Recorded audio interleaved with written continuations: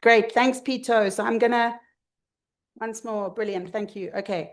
So we're going to move ahead.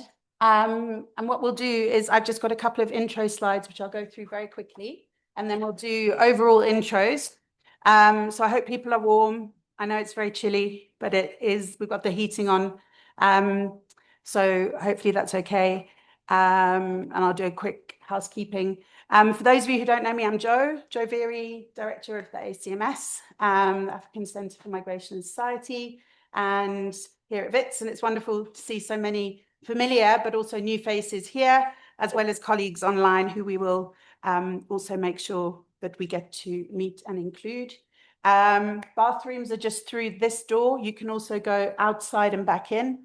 And I believe there's also an accessible toilet this side as well. Tea, coffee, we have it replenished at tea time, but help yourself while it's always there. You've got water, so any requests or anything, please chat to Pindile, who's up at the back. I think most of you know Pindile.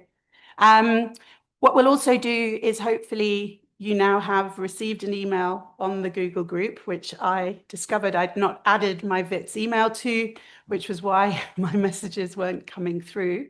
But I've sent a message now with a link to a Google Drive folder. So if a couple of you can just check, that means you'll have copies of all materials that we share, plus any other resources. But importantly, for those of you who prefer to follow along with slides on your own machines, if it's easier to see, then obviously you're welcome to do that. We're recording everything, and we'll generate transcripts from that. So everybody will also have those resources.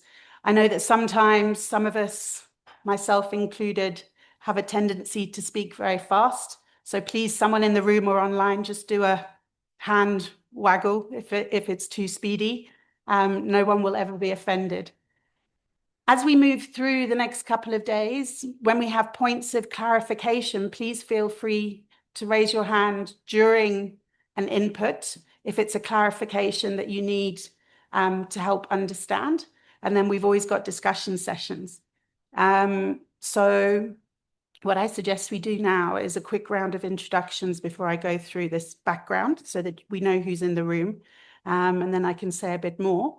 But I wonder, Suraj, if you wanted to come join me for 2 minutes, and we can just quickly introduce the CoRE. So this is organized under the auspices of the Cluster of Research Excellence in Migration and Health, which is an initiative supported by the African Research Universities Alliance.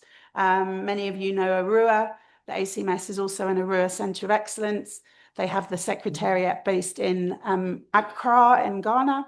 And it's a partnership that then includes the Guild of Research Intensive Universities in Europe. I'll leave Suraj to introduce himself quickly, but we are your North-South partners, although we've worked out that we actually are all the wrong way around because I'm originally from the UK, Suraj is originally from India, Suraj is now in Sweden, and I'm now here.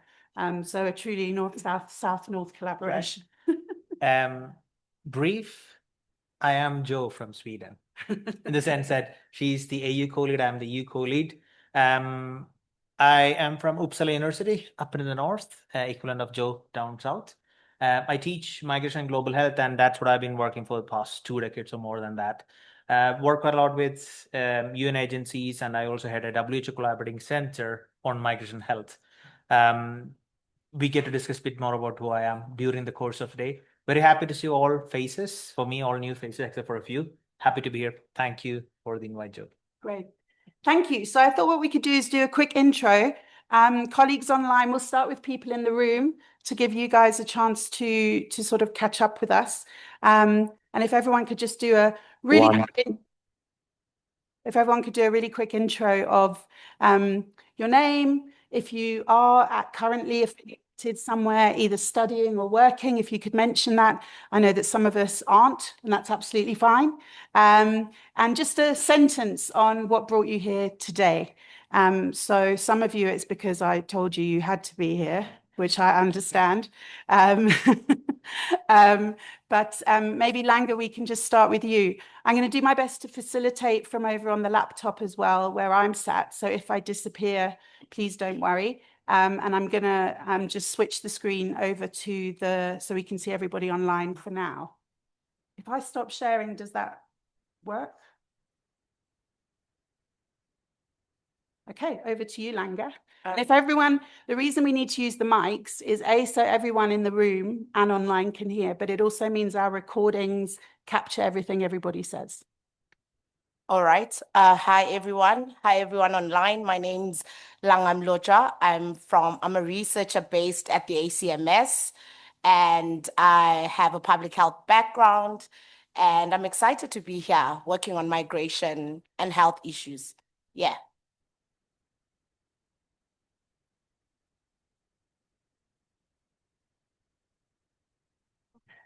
Morning, everyone. My name is Gwanalim Kopozi. I'm a master's student supervised by Prof. Joe. I'm studying with the ACMS. Hi, everyone. My name is Josie. I work for an organization called HPA, and we are coordinating the GEMS research in the Cambodia site. And I'm here because it's a continuation almost of our annual meeting last week. So hello everyone, my name is Vichika from Cambodia. We also work at the same organization from Health Poverty Action and also the part of the GEM project. And thank you everyone and nice to meet you all. Morning, everyone. I'm Tapua Murumbizi. I'm part of the GEMS program, the Messina team, and I'm excited to be here as well. Thank you. Hi everyone, my name is Bodo Vumai. I'm a PhD candidate here at Wits University, and I'm at the African Center for Migration and Society. Thank you. Seriously, good morning. I'm Sir Stanley Tifa from the James team, Messina. Thank you. Okay, greetings everyone. I'm Wellington Vundura.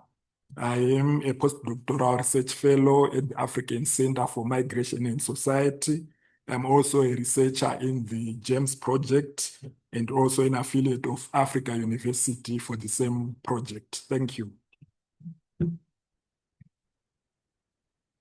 Hi everyone, my name is Dr. Ranganesh Dembo, affiliated with UNISA, working on migration and health. I'm very excited to be here. Thank you. Good morning, everyone. I'm Blessing Mukruva. I'm a PhD candidate at the ACMS in migration and health. Thank you. Good morning, everyone. I'm Stanley Morava, and I'm a researcher at the ACMS. Morning, everyone. I'm Tafadzwa Pato. I'm part of the GEMS Zimbabwean team. Thank you.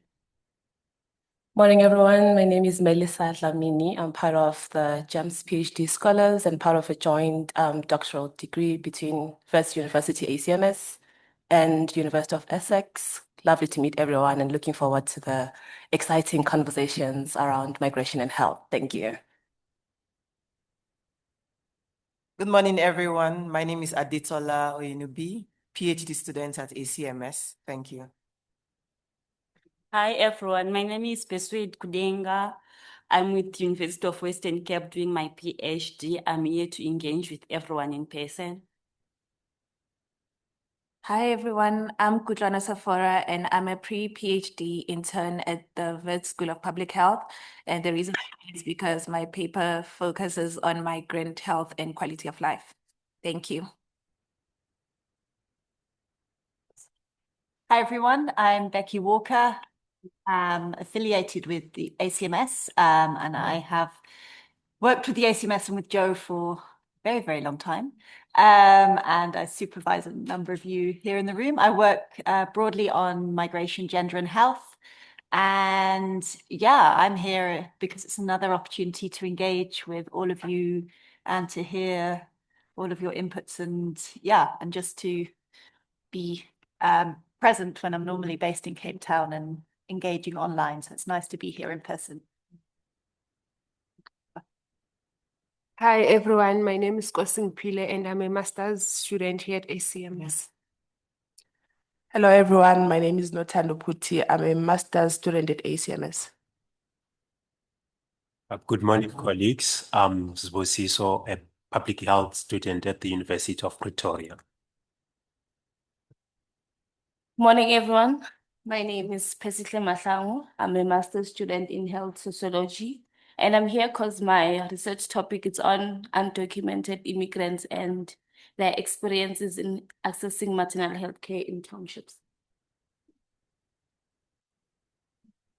Good morning, everyone. My name is Lydia Moyo, a postdoctoral research fellow at ACMS under GEMS. Thank you.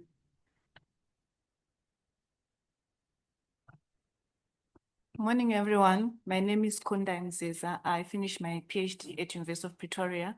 So I'm here because this winter school aligns with my future goals and I'm still looking for a postdoc. Thank you.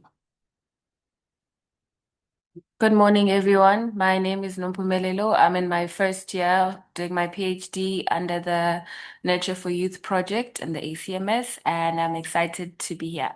Thank you. Good morning, everyone. My name is Shamiso. I am a postdoctoral research fellow with BITS/Africa University. Morning. My name is Tanatswa. I'm a doctoral researcher with ACMS in migration and Essex in public health. I'm here to engage with everyone. Thank you.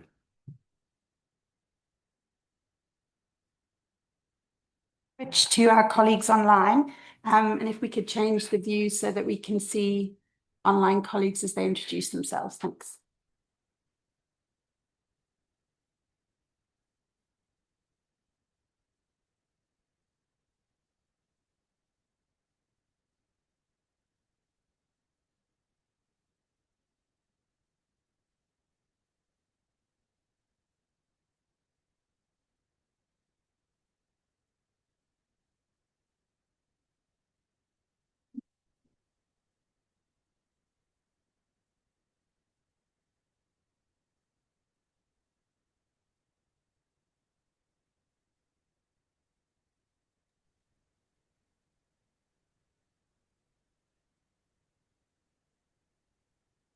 Or I can just share from my side if that's easier.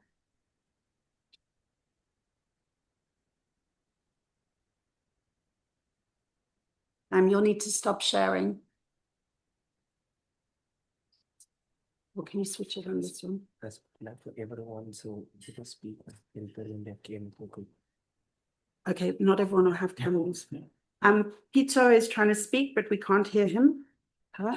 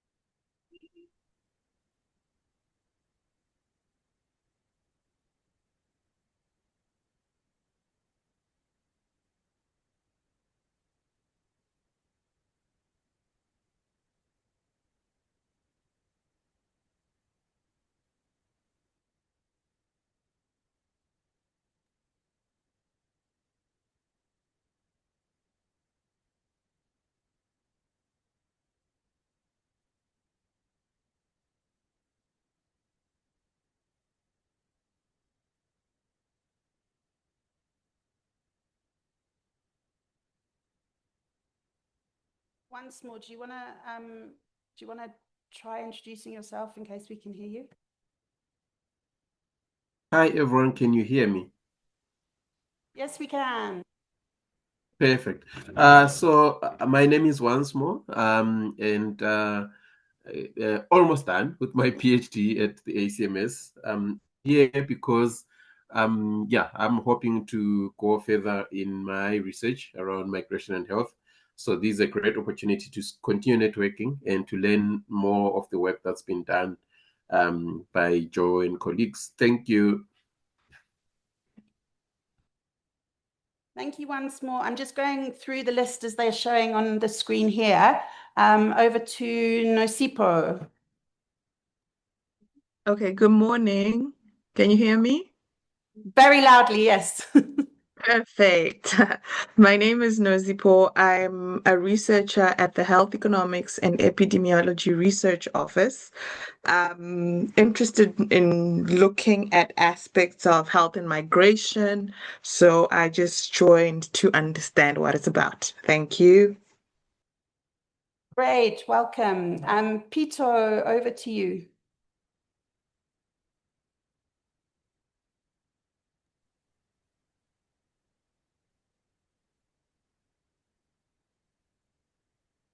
We're not hearing you at the moment. Can anybody hear me Oh, now? yes, we are now. Yes. Yes, lovely. Good morning, everyone. Thank you for the opportunity to be here. So my name is Pito Lindo Luvuno, but everyone may refer to me as Pito. I am a master's candidate from the University of KwaZulu-Natal, and I have a background in resettlement. So I think with all the changes that are happening in the NGO space, that's kind of what brings me here to gain a little bit more knowledge when it comes to migration. Yeah. Thank you, everyone. Thanks so much. We next have Melvin. Hi everyone. My name is Melvin Siniela. I'm first year PhD student at ACMS and part of the Nature for Youth project. Thanks. Thanks, Melvin. You were a little bit unclear, but just to quickly say, for those that didn't hear, Melvin is part of the Nurture for Youth program and a doctoral candidate as within that as from the ACMS. Next we are to Sizwe. Good morning, colleagues. My name is Sizwe Ntuli. I'm from the University of Pretoria. I'm doing my master's in public health and this topic is on access to healthcare services. When we met somewhere in this year, so I'm quite excited to part of this. So thank you. Thanks, Sizwe. We had a bit of trouble hearing you. I think your line's a little bit unstable, but you're from UP doing your master's, and I think with Dr. Modisanyane, I think. But it's great to have you join us online. Next, we're over to, let me see, Nireshni. Good morning, everyone. Am I audible? Yes, you are. I'm Dr. Nareshni Thank you Naidu. so much, Prof. I'm an epi. Sorry, Sizwe, could you mute yourself, please? Thank you. Okay, hi, everyone. I'm Dr. Nareshni Naidu. I'm an epidemiologist by training. I have a PhD in public health, specializing in implementation science. Prior to the US government funding cuts, I was affiliated with RHI as a senior researcher. And I'm here today because I would like to expand my knowledge and skill set around migration and health. Thank you for having me. Thanks, Nareshni, and solidarity with you, colleagues, and many others who've been impacted by the USAID cuts, and we're delighted to have you join us today. And last but by no means least, we're over to Chavi. Hello, everyone. I hope you can hear me. Yes, we can. So I'm so excited to join with you. I am Chavi Chaudhary, and I am a doctoral researcher at Department of African Studies, University of Delhi. I'm working upon migration dynamics and political agency and identity dynamics of migrants in India and South Africa. So I am a newly enrolled doctoral candidate in the university, and I hope to get a lot of insights from this winter school. Thank you for having me. Wonderful, wonderful to have you, and very, very welcome. What I would like to do is, I think, Anuj, sorry to pick on you, we missed one person who has joined us. Anuj, do you want to just give a quick intro? And if you could use one of the speakers so we record you, that'd be great. Thank you. Hello, everyone. Nice to see so many faces again and also new faces. I'm Anuj Kapilashwamy, and I am a professor in global health policy and equity, also direct the Center for Global Health and Intersectional Equity Research. It's a mouthful at the University of Essex. And I am delighted to be at the Winter School. It's something which we are supporting as GEMS Global Health Research Group, which you probably already introduced. So yeah, okay, thanks. We're going to share a bit more about GEMS when we come to Anuj's input a bit later. But I think it's an acronym that many now in the room will have heard from lots of people. So we're keeping it as a surprise. Did anybody else join us and miss the opportunity to introduce themselves? I think everybody is here who was there. Yeah. Okay, so what I wanted to do very quickly was just share a couple of slides. Do I need to share from this machine or do I share from your side? I can't share here. Just to go on to those. Okay, I think I've got it.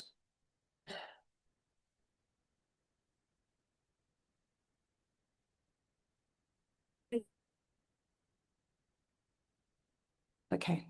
And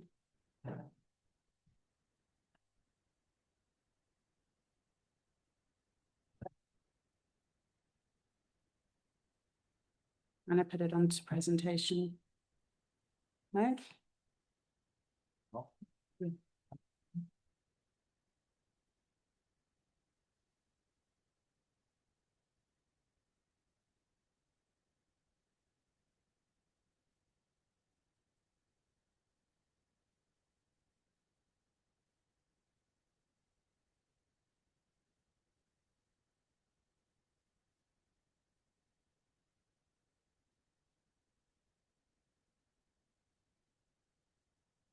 Just very briefly about the CoRE. You've now met Suresh. I'm not sure if the map is showing up here very clearly, but as I mentioned, all of the slides are in the Dropbox, in the Google Drive link I've put together. So I just wanted to flag that, as Suresh said, he's up here in Uppsala, we're down here in South Africa, and it's a network that is exploring the relationship between migration and health and how to address the need to ensure that migrants along this very important migratory pathway have the opportunity to access good health status, but also to look at how that then impacts issues around migration, development, and the entire migration journey. You'll see that we have various partners who are along this network pathway. And one of the important ambitions of the CoRE is working with earlier career researchers and doctoral candidates to bring everyone together. So this for us is a really important opportunity and something, along with people like Anuj, Becky and others, Langa and others in the room, who see this as a core part of our work. Many of us work in research centers where our responsibilities are stretched across too many things, but I think it's important to recognize that those of us who have the opportunity to be involved in supervision and working with students, that's what we'd rather spend our time doing than many of the things we get pulled into. So really building capacity in migration and health in that broad field. And one of the ambitions of the next few days is really to interrogate what we mean by the field of migration and health. And we're going to have a chance to do that in this afternoon, really go into some debates, because many people see migration and health as solely this kind of very public health or this epidemiology focused space. In the room, I know that we have people with very diverse backgrounds and online, and we need to work out how we can ensure that colleagues working across different disciplines can work collaboratively within inter and multidisciplinary spaces. So keep that in mind as something when we move on to Surej's input and the rest of the inputs this morning, is to really think about where you fit in, but also where others you have the opportunity to work with fit in. Importantly, we don't see this being limited to people who are part of an academic program or are working within a university system. This applies to colleagues who are practitioners, colleagues working in community organizations, colleagues working in international organizations, regional economic communities. And part of our role is to say, how do we bring all of these actors together? So research is critical, but research is not simply about thinking about those of us who are doing or have done postgrad education. It's not only about those of us who are based or want to be based within university structures. And that's one of our responsibilities collectively to think through that. We use the idea of a whole of route approach. Now, this is important because we know, and we're going to be talking about this over the coming days, one of the limitations of migration research generally is the fact that we too often focus on one point in time and at one place, which is sort of contrary to all of our understandings around movement and mobility.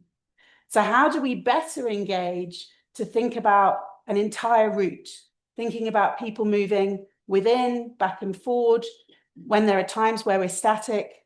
I think most people in the room here weren't necessarily born in Johannesburg, but here we are all today.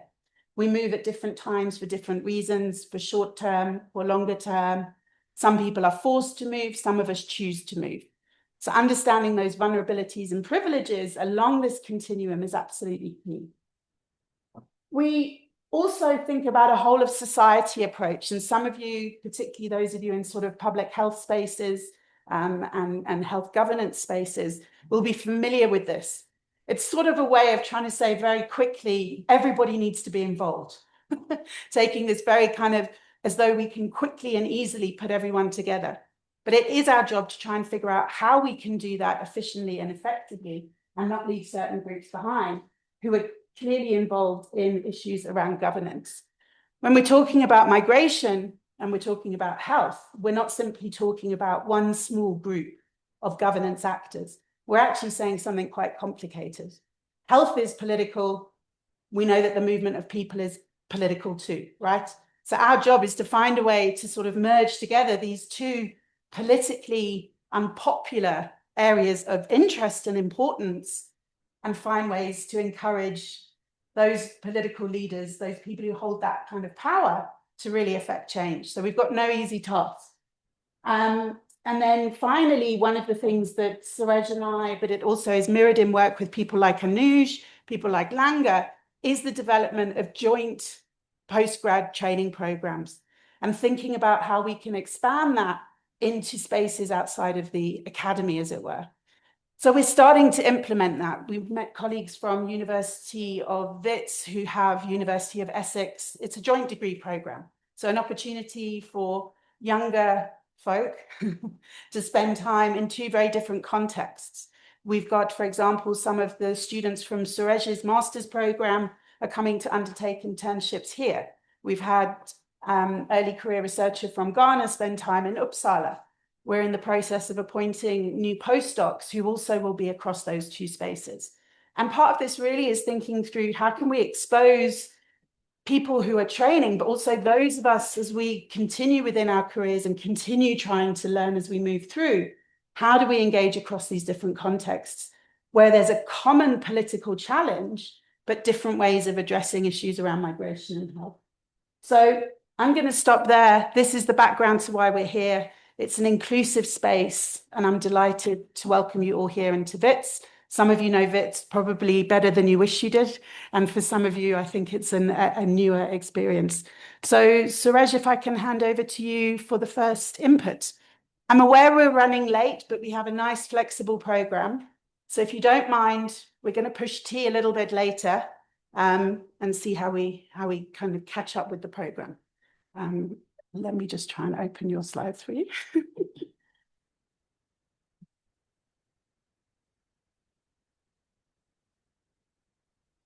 You've got a PC, right? Yeah, you'll be able to find them. I think they were dragged onto the desktop.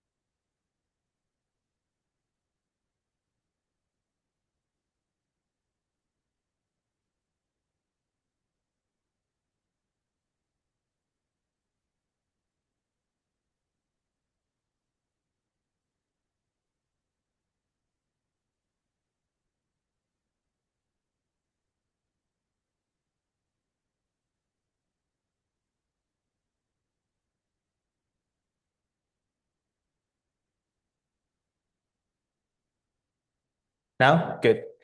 I think for this presentation, I'll use my Indian background in keeping the time. So probably around 25 minutes. Let's see. So Joe already mentioned CoRE, and I already mentioned who I am, so I'm not going to spend time on it. But I very much like what Joe was introducing before about what is actually migration and what's actually health or public health on that matter. And I'll try to discuss a bit more. What I'll try to do is that sort of explain the concepts a bit more because you all have from different backgrounds, as we heard during the introduction, and then also try to provide sort of an overview of the current state of evidence, what is there or not there actually. So this, I think it's an obvious question, and usually I do this in an interactive way, but I try to keep it not this time because we have a discussion later on. Somehow, even if you just give an example, if you just Google the word health on your mobile phones or laptops, what you often see is doctors and nurses or people in white cloaks or hospitals. And for me, somebody who has been working global health, that's exactly the opposite of health. See, WHO defines health as a complete state of well-being, not just physical, mental, social well-being, but a lot of other factors as well.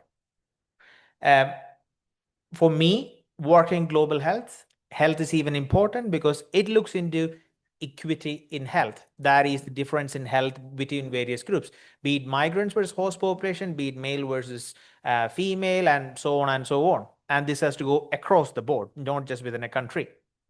If you see health from a larger perspective, any public health or global health system, the aim is to keep people healthy and to promote health. And think, what do you guys need to be healthy? Probably a good house, good education, a good job, and a good work insurance. None of this is actually about health sector. It's actually everything outside the health sector. And that's actually where health is created. And I think that's a common issue when we work with global health or migration health. We always tend to focus on hospitals and the buildings and so on and so on and so on. But actually the effort has to be done somewhere outside the system. And that's where the intersectoral and the multidisciplinary approach comes into play. So for me, health is everything that where it is being created, which is often at the house, a workplace, or the schools and other places. It's when those systems don't work, you go and seek health care. So remember the difference between healthcare services and health services. Health service is not actually giving vaccine. Health service actually giving the school meals could also be as a health service, could be depending on how you define health. Now, this, I guess most of you are familiar with what it is. This is one of the, I wouldn't call it as a definition because this is not necessarily officially endorsed, but this is one of the widely used descriptions of migration. This is the latest one by IAM. So if you looked at the year before, say from 2018, they had a bit more elaborate with a lot more subclauses because, as you guys know, there is less agreement on what migration and migrants are. They went for a more broader description. So pretty much anybody moving within or outside a state, regardless of the time, regardless of the reason, and so on and so on. So just this is where my migration health comes into play. I'm just going to keep an eye on the time part. So the size-wise, I guess this is all something quite familiar to you guys. So if you add both internal migrants, so the ones who are moving within a country, regardless of the reason, be it forced or not forced, and if you take the international migrants, the ones who are moving across the national border, there are more than 1 billion migrants globally. And this is an underestimate because, for example, the number I quote in then, 763 internal migrants, that's from 2013. And nobody since then bothered to do another estimate. And as you know, internal migration is the largest countries with like South Africa, Russia, India, Brazil, and so on, China, and so on and so on. So more than 1 billion, I would say it's underestimated. It's probably more than 1.5 billion or more than that. And among international migrants, the ones who are moving across the board, more than 60% are labor migrants, the ones who are moving for the reasons to work and money, and depending on the context, send it back home, remittances, so to say. This I would like to emphasize a bit more because there is a lot of discussion and often it's politically charged. I don't know how often you guys how long you have been working on migration health. So if you take prior to 2016, 2015, we often spoke about migrants as general, the number and so on. Since 2015, since 2016, we started to talk about refugees and migrants. And I don't know how far you discussed this topic. For me, as a researcher, shouldn't be the case. It's sort of saying as roses and flowers, because both are flowers. But due to various reasons, hopefully we can get into that later on, there is a political movement to say, no, these are refugees and migrants. And that's why I want to show this figure. So this is the latest figures actually come from UNHCR on 12th or 20th of June. So this is the, I mean, the thing in the parenthesis, highest ever recorded number that I've been putting on since 2015 because it's just been going up and up and up. So this is the number of forced migrants who are forced to leave from the place of their habitual residence, either within a country, then they become IDPs, internally displaced persons, sorry for the abbreviation, or across a country. So you become either refugee, asylum seeker, and this is a new term UNHCR coined 2 years ago. So for example, people in need of international protection. So these are, for example, Venezuelans in Colombia. They have not necessarily sought protection because they are afraid they might get rejection, but UNHCR considers them as individuals who need protection but have not applied. So these are people in need of protection but have no protection status yet.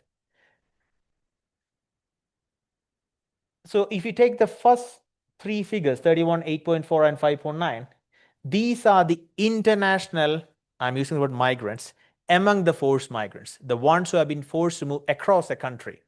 And that's only 15% of the total international migrants. And I'll come back to why I'm showing that number. So just keep that in mind. Among the totally forcibly displaced population, only 15% are across their own country of residence or country of habitual residence. So at least now we know what is sort of the definition of health, migration, and the size, the normal migration, and then the forced migration part. So ideally, the evidence, the research we do should be reflective of that population, right? One more thing I forgot to mention that most of the migration actually happens within the region. So within Africa, most of the migration actually within the region. Be it forced, be it for labor reasons, it's within the region. Same in Europe, same in Southeast Asia, and so on and so on. And when it comes to forced migrants, I think now it's like 73 or 74% are hosted within low and middle income countries. Not in US, not in Europe, not in Australia, and so on. And now probably this makes more sense. This is a map done in 2016 by colleagues from various places, but also led by IAM. This is a bibliometric analysis. What this does is that it looks into where evidence on migration is being produced. So the purple, blue, the red, and so on, these are the countries with the highest proportion of literature is produced. So remember what I said before, most of the migrants migrate within the region. When it comes to forced migrants, they are in low and middle income countries. None of the colored countries are actually LMICs, low and middle income countries. And then it also means that who produces the evidence, who gets the voice, and who it is being said. Linked to what Joe was saying before, quite a lot of might be actually on refugees who actually arrive in these countries or labor migrants in these countries, whereas you still have a lot of labor migrants in South Africa and other parts of Africa and so on. But this is the evidence what we're working on. So also keep in mind when we talk about evidence-informed policies, this is the evidence that is informing the policy. And then you can imagine how skewed the policies might be. Another way of looking at it, this is a pie chart from a recent WHO report we produced in 2022. This was the first ever WHO global report. We led it from Uppsala. So what we did we did a large literature review and we looked into which populations were covered in this literature, this globally. So as you can see that refugees actually cover 31% of the global literature on migration and health. And this is only on international migrants. Remember, as I said before, around 11% or so, only among the forced migrants, only 11% are international migrants as refugees. 11% of the population group, 31% of the literature. And then I said more than 60% labor migrants, international migrants are labor migrants, and that's covered around 17%. Who gets to speak, who gets chosen to be researched upon, and what is the evidence we get? And then Are we using the research from refugees who are forced migrants for various reasons to generalize and make policies on labor migrants, or vice versa? How do we work? How are textbooks formed? How are policies formed? Just keep in mind the layout of the literature. And this is a quote from the WHO report. More than half of the literature actually focus on health status, and more often on how sick or not sick you are. And imagine, as I said before, where is health created? Is it at the hospital? Probably not. But the literature is still talking about the health status of are you malnourished? Are you stunted? Do you have HIV? Do you have TB? And so on. Not necessarily understanding why and how it is being caused, rather than the outcome. What is your health status? And that's what the literature is showing about. And then in that, around a quarter actually looking just on communicable diseases. And this is something we see across the globe. The reason being simple, because I cannot infect you with my PTSD or with my depression, but I can infect you with my TB. Also, then imagine, where is the funding going? Who decides what gets to be funded? I'm sure you have heard from Trump and a lot of others, these people are coming with diseases. So then let's do for communicable diseases. And actually, in many countries and few countries in Europe, actually, people are being detained for TB screening. They get screened for TB and ensure that you're not there. Then only you are even allowed to apply for asylum, for example, in Malta. So a lot of research being done on communicable diseases and few on mental health, even much less on NCDs, non-communicable diseases. As you know, the health systems and health status across the globe is improving. And actually, in global health and public health, we call it the disease transition. People are moving away from having a higher burden of communicable diseases to a higher burden of NCDs because living standards increase. But that is not necessarily being focused. For example, in Europe, traditionally, we always looked into communicable diseases, HIV, TB, and so on and so on. But for example, within the Syrian crisis, we see that there's actually much more prevalence of non-communicable diseases because Syria was a well-functioning country until the war broke out. They had a much advanced health system. They actually have more issues of high blood pressure, NCDs, and so on and so on, which is not reflected in the literature. So now we know the concepts and the lay of the land in terms of where and how research is being produced. Now, just to give some stats and numbers on health status, this is a box plot. This is bit old from 2018. The categories you see on your, which side is now? Left-hand side, this is known as ICD-10, International Classification of Diseases. So basically how we classify diseases in different ways. And what this does is that it compares the health status of international migrants versus the health of the host population. Any dots you see on your left-hand side means that migrants have a mortality advantage, or in simple sense, they have a less risk of dying. Any dots you see on your right-hand side, it shows that migrants have a higher risk for dying for those particular disease categories. So left-hand side, less risk of dying for migrants, higher risk for dying. So if you look the graph a bit more closely, you can see that for most of the disease categories, you actually have a mortality advantage for migrants, international migrants in this case.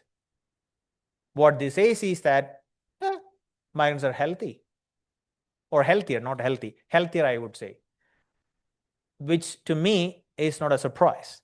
So I don't know how many of you guys have tried to maybe apply for a visa or a permit to Canada, or UK, or Australia. I'm sure you always had to answer questions on health. In some cases, you even have to do a health checkup and submit it.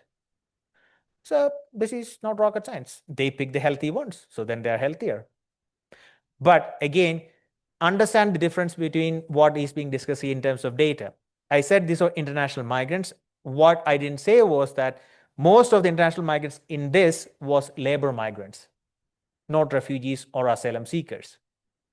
So if you add them to this box plot, I would say it will look more or less the same, but the dots will be a bit more closer to the dotted line, because they would probably have a bit more health challenges because of the reasons why they had to migrate. But still, traditionally, they'll be more healthier because it's the young and the healthy who can move. Migration is an easy thing. It costs in terms of money, but also health-wise.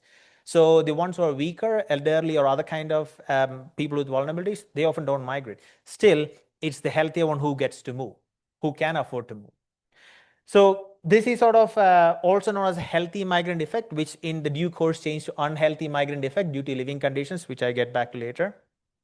So just want you to keep in mind, migrants tend to be healthier when they move, at least when they move.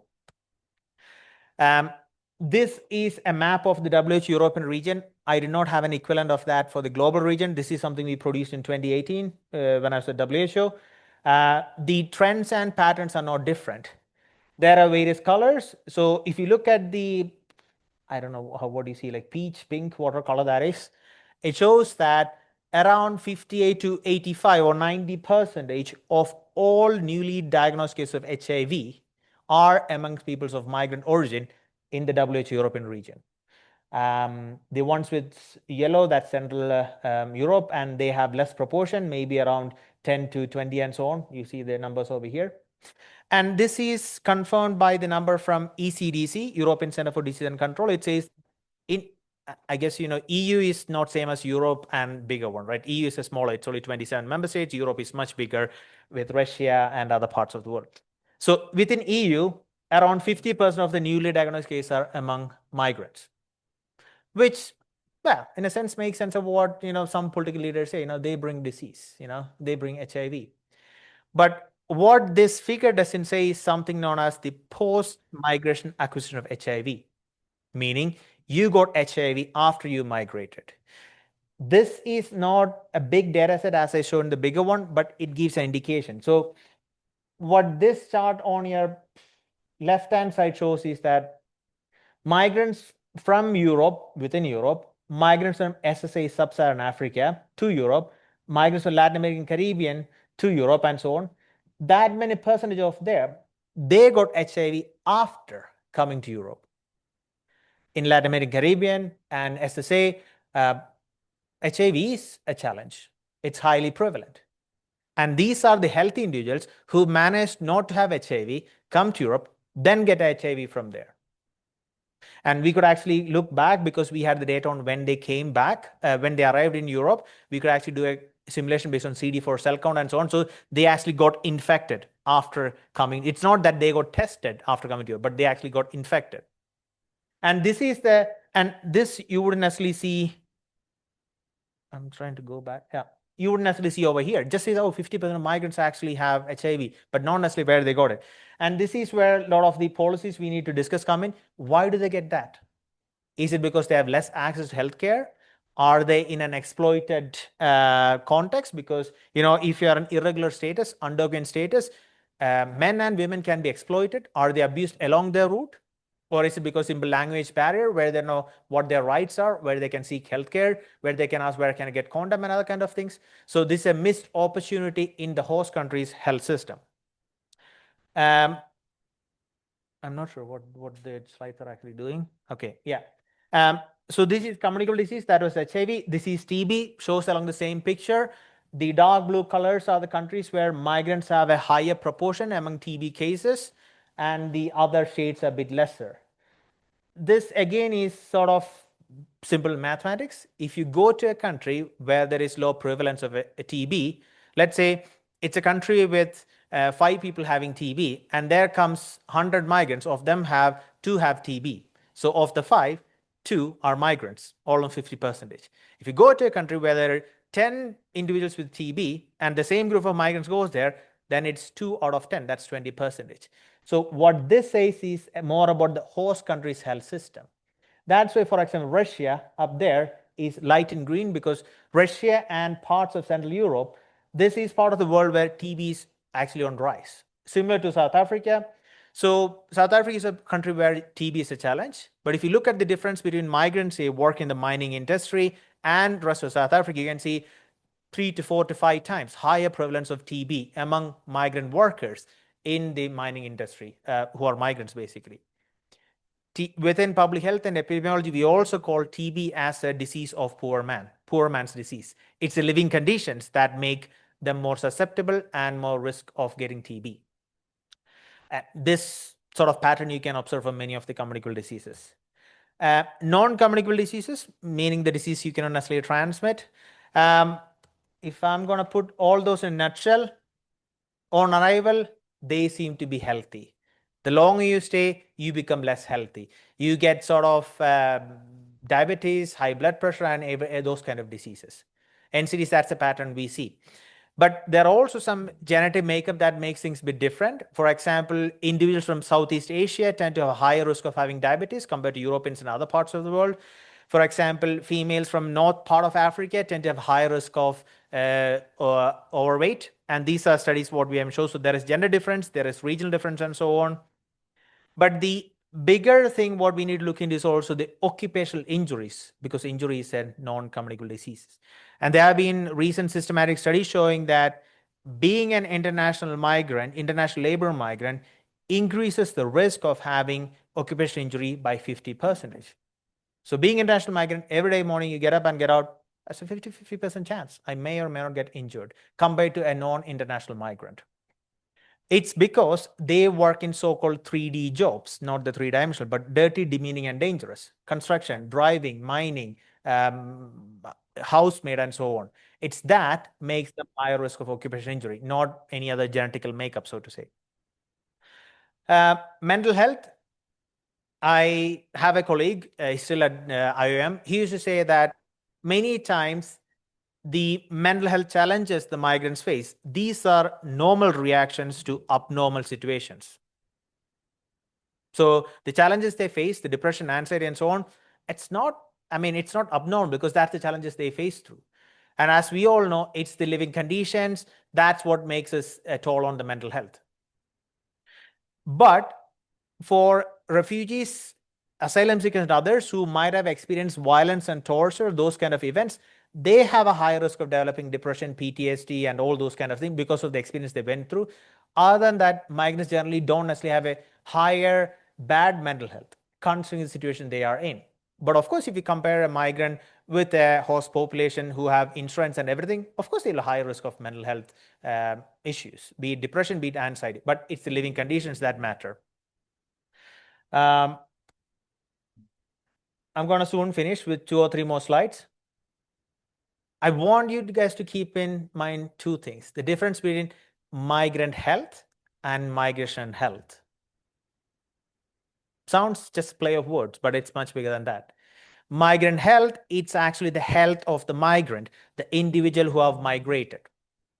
Whereas migration health is how the process of migration impacts the health of migrants, the people they interact, say the host society, and also the people they are left behind. Say a lot of labor migrants who migrate and send money back home, or friends and families there. So what we often deal with something known as migration health, not necessarily migrant health. Because if you're looking at migrant health, you're not understanding the context. Let's say a labor migrant who comes to work, say in Malaysia or in Dubai for that matter, and you do everything for migrant health, but the reason why he's cutting short on his food or have a poor living condition is because he want to save money and send back home his to family and kids. Without understanding that context, doesn't matter how much you're going to do for that individual. So the focus has to be on migration health rather than migrant health. I'll show a few examples.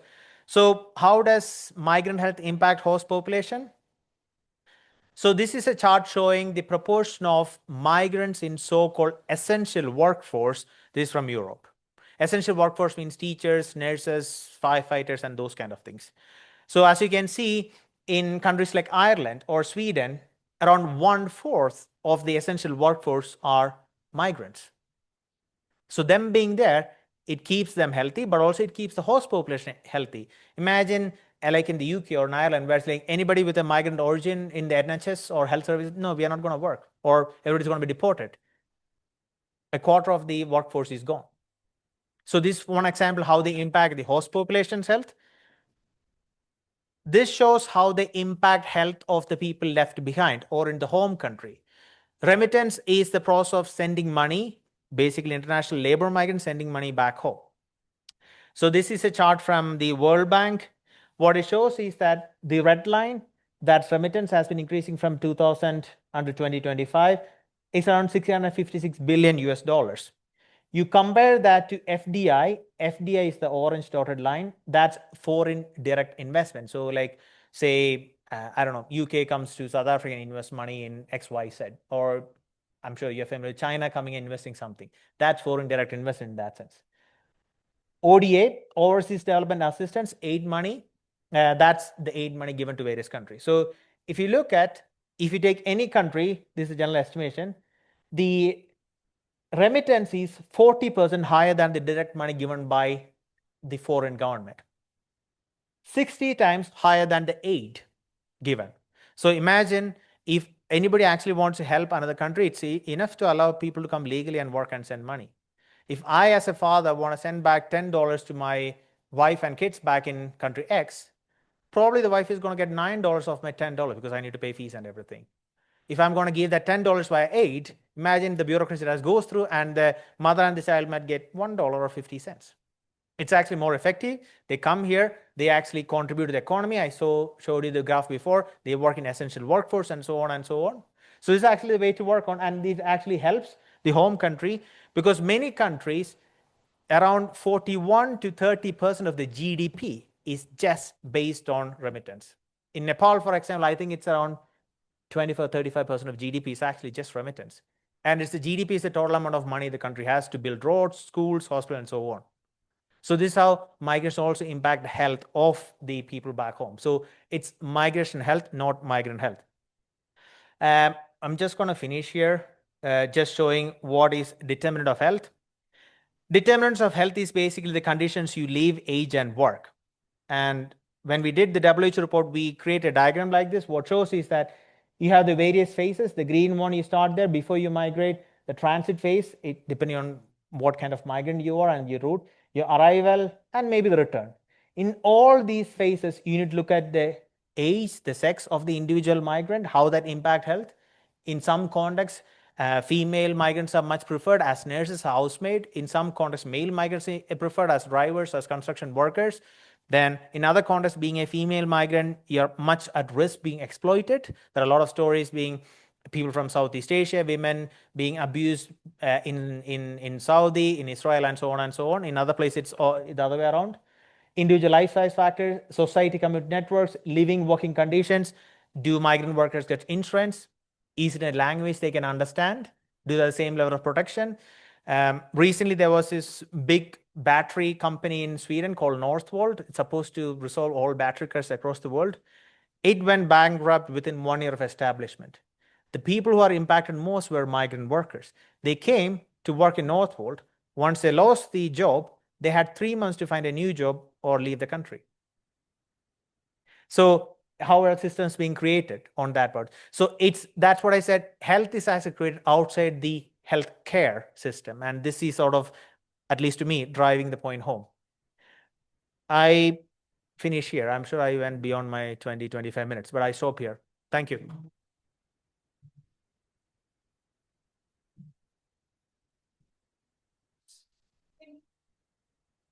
I think what we should do is, in shifting the program a little bit, is I think let's take questions, comments, thoughts, points of clarification for Suraj, then we'll have a break and come back afterwards.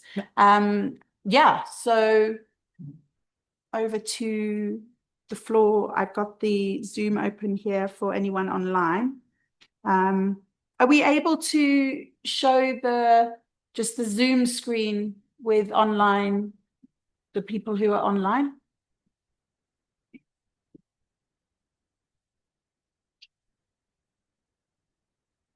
Do we stop sharing from this one? I think it's already stopped. Okay. Great. Yeah, on my screen, I can see like everybody. I think that's fine. Okay, would anybody like to kick us off with any thoughts, reflections, questions? And online colleagues, please feel free to pop questions in the chat box if that's easier. Good afternoon, colleagues. It's Sizwe Ntuli here. Mine is just a comment, really. I don't know if you can hear me. Yes, we can hear you loud and clear. Yes, thank you so much for the very informative presentation. And when I saw the sort of the stats as to where the migration research is produced, it sort of like confirmed what I've always suspected in terms of how the migration policies are being politicized. And today, when you showed that research the research, most of the research is coming from the north, but most migrants and immigrants and asylum seekers are coming from the global south. And I think that was just a mind opening for me. Thank you. Thank you. Just to clarify, asylum seeker and refugees, they come, but also they stay also many parts in global south. So yeah. Thank you so much for that.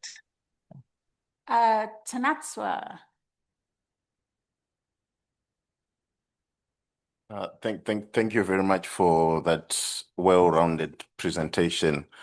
I have a sense which I wanted your input on, that the real framing of migration policy, migration discourse, especially at a political level, is around not shifting power across states and nations. Because if it makes sense that the way to, if you look at the global compact, let migration be orderly, let it be safe, let it be regulated. Also looking at the evidence from the remittances, allowing people to move in a regulated and orderly and safe manner helps both the host countries as well as largely the communities where they've come from. But that argument and evidence, for me, is not taken on board by the global power drivers, because it shifts power and helps communities really develop, because the money actually gets to the communities in that way. And also, the reason, if you look at forced migration, is there's a lot of even when you look at climate induced displacement, most of the forced displacement based on conflict around the world, there is also that instigation and input and interference by the same powers that refuse these people to move whom they have disturbed. So does that assessment capture the real organization around why migration discourse and policy is structured the way it is? That because if this evidence is used appropriately and correctly, it shifts power and responsibility in ways that disturbs those that hold the power that has to be shifted in that way. It's a good question and a complicated question, just to give the answer to. I don't know how much of the power play will be in there, but of course there is a lot of self-interest to be observed there, but I don't know if it's power or not. These days, actually, countries, regardless of where you are from, they would like to use their benefit. If I have a need for healthcare workers, then I'm going to promote that. If I don't need to promote that part. So I can pick and choose. But also the key part is that now, for example, the Swedish government, like in many parts of Europe, the narrative is changing. So previously, within the aid budget, they had around, I don't know, 100 million, 150 million Swedish kronor for 3 years to work on migration. Last year onwards, they have 1 billion Swedish kronor to spend in 3 years' time on migration. But two, this is how it is written, address the root cause of migration in major countries of origin. So basically try to stop migration. So they're okay to invest the money in that. I think in terms comes to migration, it's less of money, it's more of the narrative part. I don't think any of the Europeans or anybody for them will actually care. I mean, mind actually people who are educated people coming there to work in old age homes and drivers and all those kind of things. But it's the sort of the mistrust and the narrative within the context that actually makes a difference. I can give an example. I have worked and I still work a lot with immigration detention, where people are being locked up before being deported. And that's a very costly endeavor. In Swedish context, it would take, say, around 600 euros per day per person to detain a person. And now we are reaching around 1,000 places altogether, right? And I can show through my evidence that a lot of places where actually I saw that we can actually achieve the aim of deporting a person without detaining. But that doesn't fly there because the aim is not saving money. The aim is actually politics and a symbol sort of showing that, this is how we treat people who are not belonging to us. So their money is not a part. In other contexts, money makes sense. I know, for example, Norway has an agreement with one particular state in Kerala. Finland had an agreement with Ethiopia where they actually pay the tuition fees for nursing students in a particular school for all of them. The agreement is that half of them, I don't know exact number, would actually then end up working in Finland or in Norway for that part. So this is also how they try to address the brain drain. I don't know how much of addressing is that. But one point you mentioned is also interesting. I think we as researchers, we as practitioners, we also need to take the responsibility. See, data is not evidence and evidence is not information. A glass is half empty, is half full. Both are honest facts in that, right? But what is it you want to hear? See, if I'm going to work on, say, human rights, and if I want to work with the government, while it is true that the glass is half empty, maybe that's not where I'm going to start. I will say that the glass is half full. See, you already done these kind of things. You already signed. It's good. So how can you make it better? Or if you want to work with UN agents or others, you might see. So we also need to know that it's not enough to produce good evidence or good data. You need to know how to present. And that's one thing we as the CoRE try to do it, like training and workshops and so on, how to help you guys to work with it. And this is something I do with WHO and a lot of governments on a regular basis. I can give another example. When immigrants are being put in detention, they do not go any health screening in Sweden. And I asked the question, why are we not doing it? It costs money. Of course, it costs money. But imagine if some of them actually have TB, and then you're putting your employees at higher risk. The labor law in Sweden is quite high. That rang a bell. It's the same thing. I'm not saying anything different, but it's about we need to know who our audience and how we present. For some, it's the systematic review, the meta-analysis, the big article that makes sense. For some, it's the top 10 tips for policymakers. For some, it's a training workshop. So yes, power is involved. There is self-interest. I think we all as human beings, we have, and I'm sure you see that quite a lot in South Africa with migrants from other parts of Africa. And one more thing to remember, most often when we talk about migration, we are actually talking about immigration because that's where the evidence is. We don't talk much about immigration as with an E, people moving out. If the global South does more research, I'm sure that'll be more of the research will be on immigration because that's where people move out. Again, another bias in the evidence. I don't know if I answered the question, but around that. Yes, please. Kundai, if that's right. Right. Kundai. Yeah. Okay, so mine is just a comment on what you've presented. Your presentation, Doc, it was just eye-opening. I just want to comment on what you said about like when you migrate, your healthy deteriorates. Your health. Your healthy, it deteriorates. Like when you're migrating, you're looking for greener pastures, you're looking for employment, you want to improve your healthy, you want to improve yourself. But like when you said about like when you migrate, actually your health can actually deteriorate. Like your health is compromised and stuff like that because of different issues. It links to my PhD. I did about female migrants in precarious occupations. Like there's a lot of pressure and stuff like that. The work is unpredictable. It contributes to their mental health and stuff like that. So their health is like, it deteriorates rather than like you improve your health, you improve your well-being and stuff like that. Yeah, it was just eye-opening. Right. Just to add, it doesn't have to deteriorate. Again, it's the living conditions that matter, right? So, I mean, if you migrate and then if you're in a well-to-do situation, you do exercise regularly, you get good food, and then it's fine. But I'm sure, I don't know how exactly how it's in South Africa, but usually it's cheaper to buy junk food than good and healthy food. So if it's a migrant who want to save money to send home, of course he might eat more of junk food because he want to send money back home. But also the conditions you mentioned, the precarious situation. So like if you're a legal migrant, then many countries you have health insurance, meaning even if you're sick, you get still the payment, you can still pay money, or you don't. It's okay to seek healthcare. In other places, if you're sick, you don't get the payment. Then you don't get to seek healthcare. It's those conditions that make you more unhealthy. So it doesn't have to be that you will be, but the conditions that can make you more less healthier.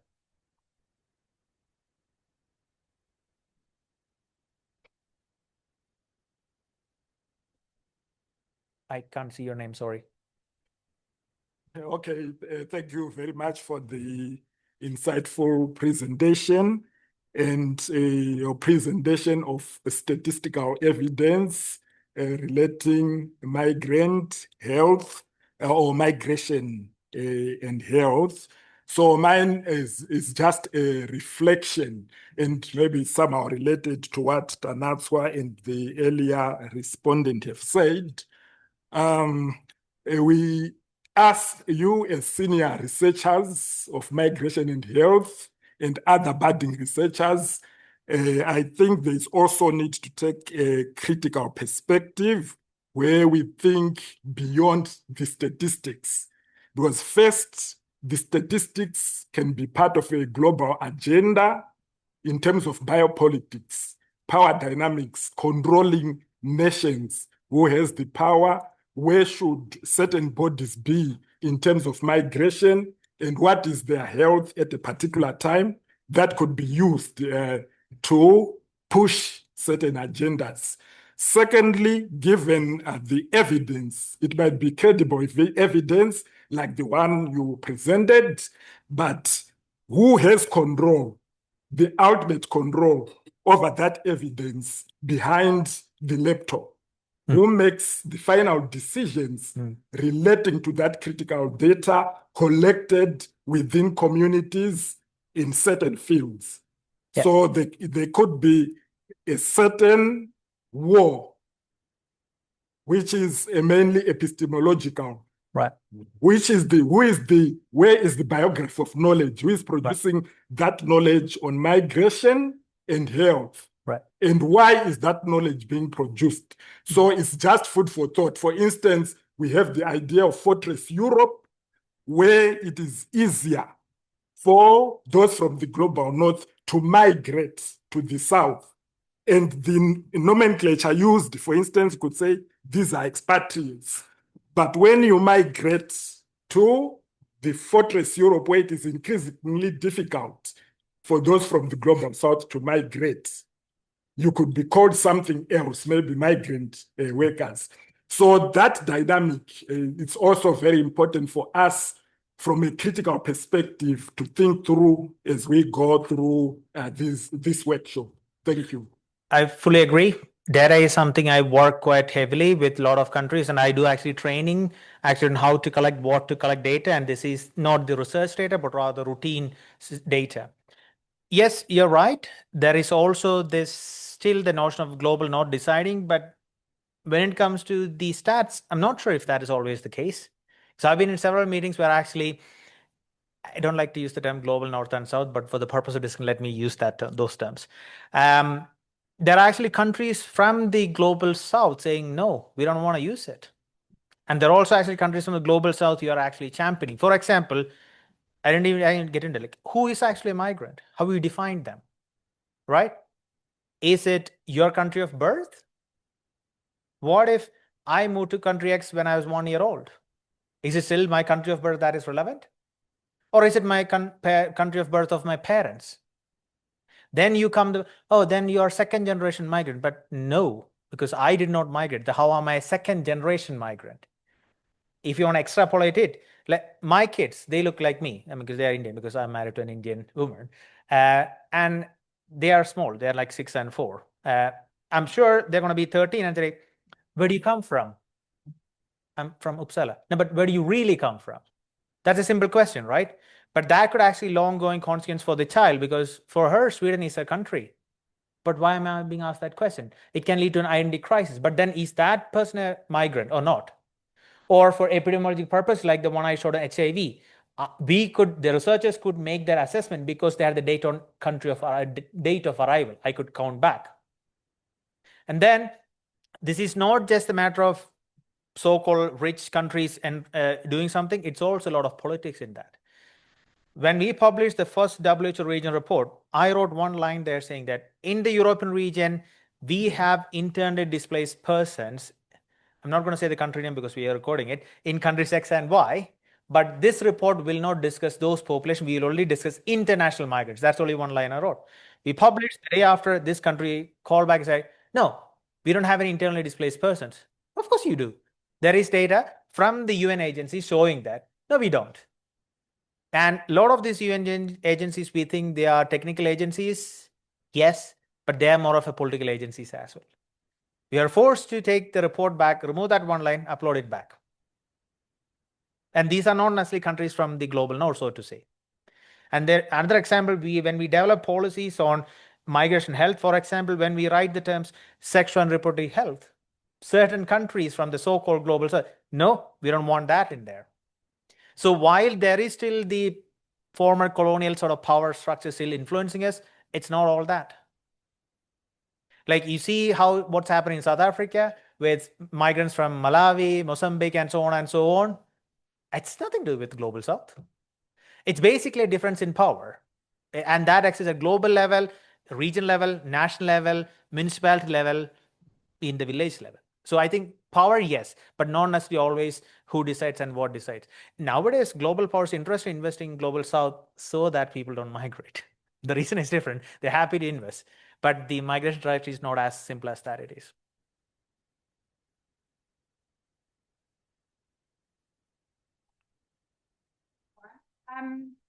There were a couple of comments online that weren't showing here, but I just want to share them because we're going to be coming back to them throughout the next few days. So huge thanks to Reg, and I think some really important questions from the room, which we're going to continue returning to, particularly around issues of like knowledge production, knowledge politics, those sorts of things. Xavi shared a few days back, there was syringe attack panic in France, which disproportionately fueled suspicion towards migrant communities. We often see governments responding with heightened surveillance, border testing, and biometric health data collection. How can states ensure that their response to such incidents prioritize public safety without reinforcing xenophobia or compromising the dignity, privacy, and rights of migrants? What role should media and public health institutions play in managing narratives to prevent moral panic? You know, I think this is something, again, we're going to keep returning to, and particularly the session on Thursday, where we're going to be focusing specifically on issues around communicating and narratives and stigma. We have colleagues from IOM, the International Organization for Migration, running a session in the morning that really is going to help us sort of try and unpack some of these issues, particularly when we're thinking about the media and the role of different forms of research in the media and how we need to be better literate in how to sort of try and navigate that media space. And Sizwe also shared, you know, correctly that Zamazamas are a prime example of migrants working in dangerous environments. And my question, you know, back is around what's driving that, right? So like thinking about structural factors as much as direct danger to yourself through injury. Not everyone's going to know what Zamazamas are. Does somebody in the room want to explain, or Sizwe, can we hear you online? And you can just share with us who Zamazamas are for those who might not be familiar. Okay, thank you so much, Prof. Zamazamas are essentially migrant mine workers that are working in the illegal mining sector in South Africa. So me and my friends were discussing this, and she's an occupational therapist, and she was asking me a question about whether occupation is a choice. You know, so the issue of Zamazamas came through to me to say, do I think that Zamazamas have a choice of going to those dangerous mines and you know, in those holes to try and make a living? And why is it that it's only migrants who are found to be working in these conditions? So I thought that was interesting for me. Great. Could I have 2 points? One is actually on the narrative part. I think it's very important we have to be crystal clear on what we present and how we say. Again, importance of terminologies, you know, refugees, asylum seekers, labor migrants, irregular migrants, stateless, and so on and so on. They are not all the same. It's a legal system. So we need to be clear what we talk about, which it's one of the ways how can be clear about what is being said in media, but we cannot control all of it. You know, I often have the stupid example of an axe. It can be used to chop down a tree or injure a person. The axe doesn't do anything by itself. Let's say we say that the HIV thing, 50% of migrants actually among the newly diagnosed HIV, that's a fact. I can say that the prevalence of HIV in this country is increased by 50% by migrants, which is also true. Or say that half of the prevalence is amongst migrants without saying. So it's about how we present and what we, again, understand the difference between data, results in your paper, and how it is being presented. The other thing also discussion on the, because you said the case of Zama, we often have this because I think our brains are less developed, we have this dichotomy, forced and non-forced migration. My thesis is that us all human beings are kind of lazy. If we get everything what we need where we are not going to move. So the ones who are forced to move to work in illegal mines, or the ones who are forced to move to Middle East or to UK to work as a nurse, I'm sure they don't want to, like, say, from India, the part I come from, it's 30 degrees throughout the year. It's always sunny. We get tropical fruits. Why should I go to UK when it is cold and rainy and it's 17 and 15 and then still have to work with all those things, leaving my family behind, my parents and others? No, because I want to have a better life. Is that forced migration? In the literal sense, probably not, but in the philosophical sense, yes, because I was forced to migrate because I couldn't get the income I need to live with the conditions I have. So also see the larger spectrum rather than as a box, as a block line, forced and unforced, because I often say that I think any form of movement is a force. And then the question is how pronounced, how strong the force was. Did it cause injury and health? Then it's definitely really forced. The other one is like have a better life. Thank you, Joe. Sure. Great, thank you. I think huge thanks to Suresh and to everyone for your engagement. And I'm happy that colleagues online are able to follow. What I've done is I'll also just send a link.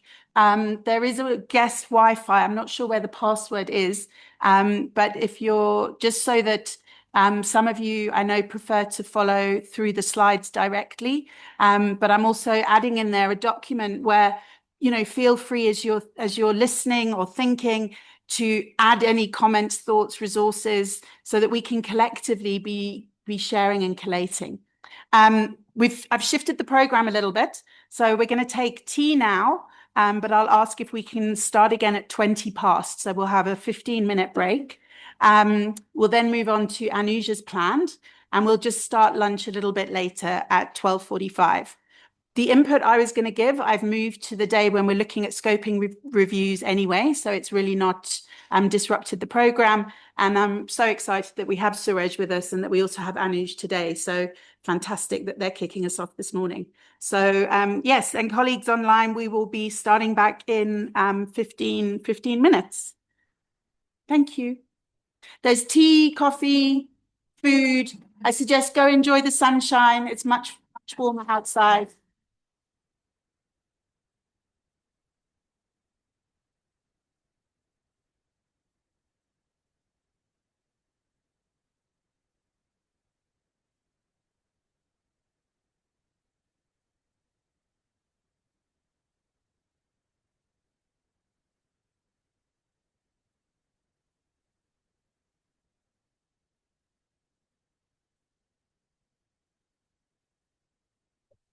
Thanks to everybody. I hope you enjoyed the sunshine. Feel free to keep drinking warm drinks, snacking away. Colleagues online, I hope that you were also able to spoil yourselves with at least some hot water. But I'm kind of jealous that I can imagine lots of you, especially those of you in Joburg, are probably in bed with lots of layers, which I think many of us are quite jealous of right now. But without taking any more of your time, we're going to move now to the next session, which will be facilitated by Becky. And then we're planning to stop at about 1:45, but we might push it nearer to 1 because they're happy with that for lunch. So we'll see how we go. Okay.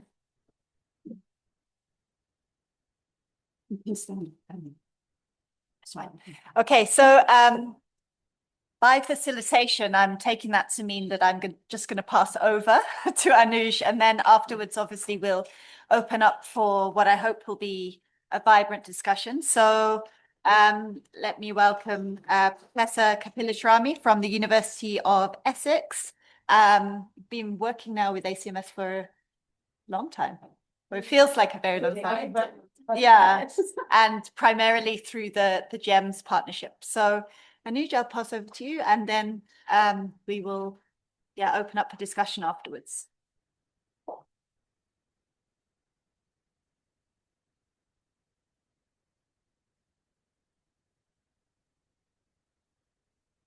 You happy for me to share your slides as a PDF with people? Yeah.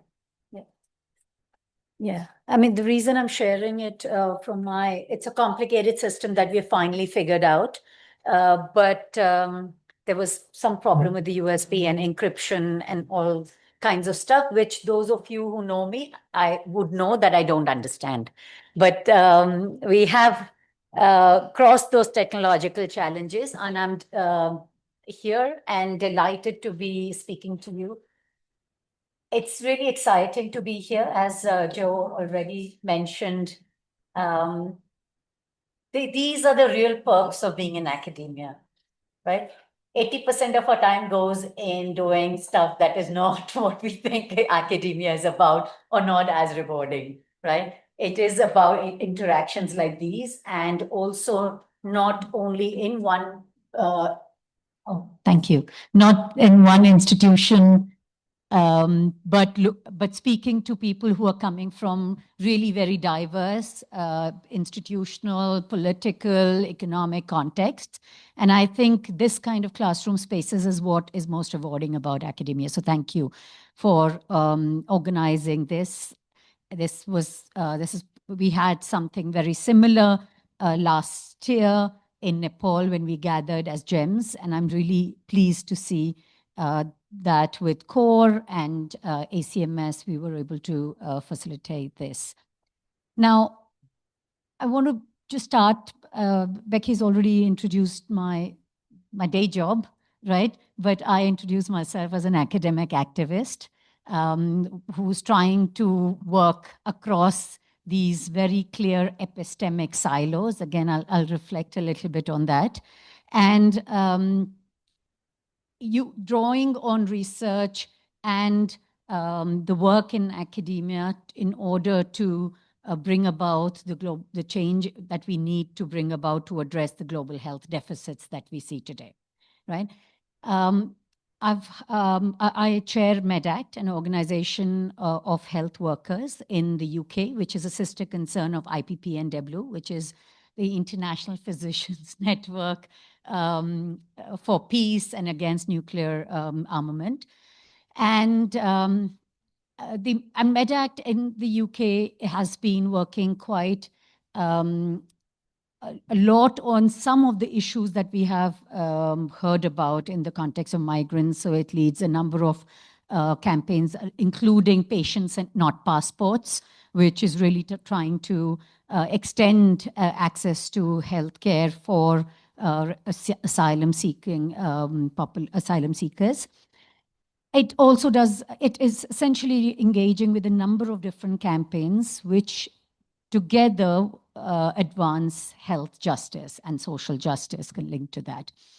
I'm also trustee of Health Poverty Action, which is represented here. And I will draw on some of the analysis that they have presented, again, really putting out very hard truths and critically interrogating the evidence and disrupting the evidence that we all often hear, or the discourses that we often hear about international aid dependencies, and so on. I forgot to mention People's Health Movement, but I'm going to draw on a PHM case study to talk about how health activism, social movements can bring about the change that we desperately need in times of today. And have been a long-standing member of People's Health Movement. So my brief was to really talk about tackling inequalities, actioning change for health justice, but in essence, really bringing in the most recent book we have done. I've done with two co-authors, Professor Neil Quinn in Scotland, again, a member of People's Health Movement, and Dr. Abhijit Das, based in India. And I will be introducing that in a bit of what the book is about and what the journey has been, and then talk specifically about key sort of the problem that and the premise for the book, the action for change, and the strategies and pathways that we have identified in the book. So, but before that, just introducing GEMS to you, since Joe mentioned. And GEMS is really now in its third year, like it's a 3-year-old baby, which is uh, which is trying to find feet to run. But in essence, it is a global health research group looking at the syndemics or the co-occurrence of gender violence and mental health among migrants in precarious contexts. Now, the focus itself was driven by an understanding that the definitions and the administrative terminologies or labels that have been ascribed to migrants are problematic and are only giving sort of a partial understandings of migration processes, which you have really heard from both Suraj and Joe. We treat political migrants distinct from economic migrants, even though we know that refugees and asylum seekers significantly contribute to economies, or even undocumented migrants significantly contribute to economies. There are new terminologies being added to this migration health debate, including climate refugees and other terminologies, in order to try and understand the magnitude of the problems. But this kind of labeling and putting these categories into these, and specifically these administrative categories, and defining these categories around the kinds of migrants, or blurring it with the contribution, often takes us away from really understanding what the problem is, right? I'll come to that in a bit. So the idea was to really look at 5 different precarious contexts and look at different kinds of migrant population, and with the starting point of disrupting those migrant categories. Because we also know that in Global South, in many contexts, the international migrants often become part of the internal migrant labor workforce, whether it is some of the Bangladeshis who are moving in across states within India, or some of the Nepali migrants in India. And we've also seen something similar in the South African ANZIM context, where the point of entry might be an international border, but in essence, they're part of that loop within the country. So what does all this mean? And what are the risks that the journey poses? What are the factors that then determine their vulnerabilities or exposure to violence? And here we are conceptualizing violence broadly. We're looking at the gendered basis of not only domestic sphere of violence or intimate partner violence, but also looking at how looking at structural violence, looking at institutional violence, and the gendered basis of that. And linked to that, we're looking at mental health. Now, often these two issues and problems are seen in silos. And that also drives interventions which then focus on either mental health or gender-based violence. Some excellent interventions like One Stop Crisis Center, Tackling Violence, which will do a bit of counseling, but is not really addressing the different aspects of mental health. Likewise, you have mental health interventions that tend to often ignore gendered violence. So we wanted to look at this cycle. The context that I was referring to are very diverse and, of course, have changed over the last 3 years. We initially started with Myanmar, M-East ward in India in Mumbai, the Musina in South Africa, and actually Bay Bridge in Zimbabwe. And over the last 3 years, we've also moved from Myanmar because of the political situation where we could not continue the research objectives that we had planned, and are intending to continue with some of the development objectives. And then moving to Cambodia, finding a new context, again, of a very mixed form of migration and associated precarities among migrants. So that's where we are. It is a very eclectic group. It's a very exciting group. We have spent 10 days together. We're tired of each other, but we have been, we always love spending more time and having those very enriching discussions with each other. It brings together academics, it brings together development practitioners and NGOs, community-based organizations as well. together to generate new knowledge, improved understandings through two work streams. One is the evidence work stream and looking at existing data. The second aspect of the second evidence work stream is more experiential, so capturing the burden of violence and mental health through surveys, but also through lived experiences of migrants captured in interviews. And then through a series of participatory action work, co-design some of the public health solutions in order to disrupt this cycle. We've just finished our third annual meeting and had the opportunity to also visit the Musina context and the Musina and Zimbabwe border, which was really enriching for everyone to understand a different context. There were researchers from Cambodia, from India. Sorry, the Indian researchers weren't able to join, but the Cambodia researchers, the Zim researchers, and organizations coming and trying to understand the very unique migration context in South Africa. Now, that's just a very quick introduction to GEMS. I'm very happy, and there are a lot of GEMSies here, so please feel free to engage with them on what the findings have been so far. But we are in that very interesting space where we're moving from data to making sense of this data and developing solutions with the communities. Now I come to what my brief was about. And just at the outset, I want to give you a context of why this book. This book has been the work of almost 4 to 5 years. I know that's been sort of an exceptionally long period, but that's how much time we really get to write. And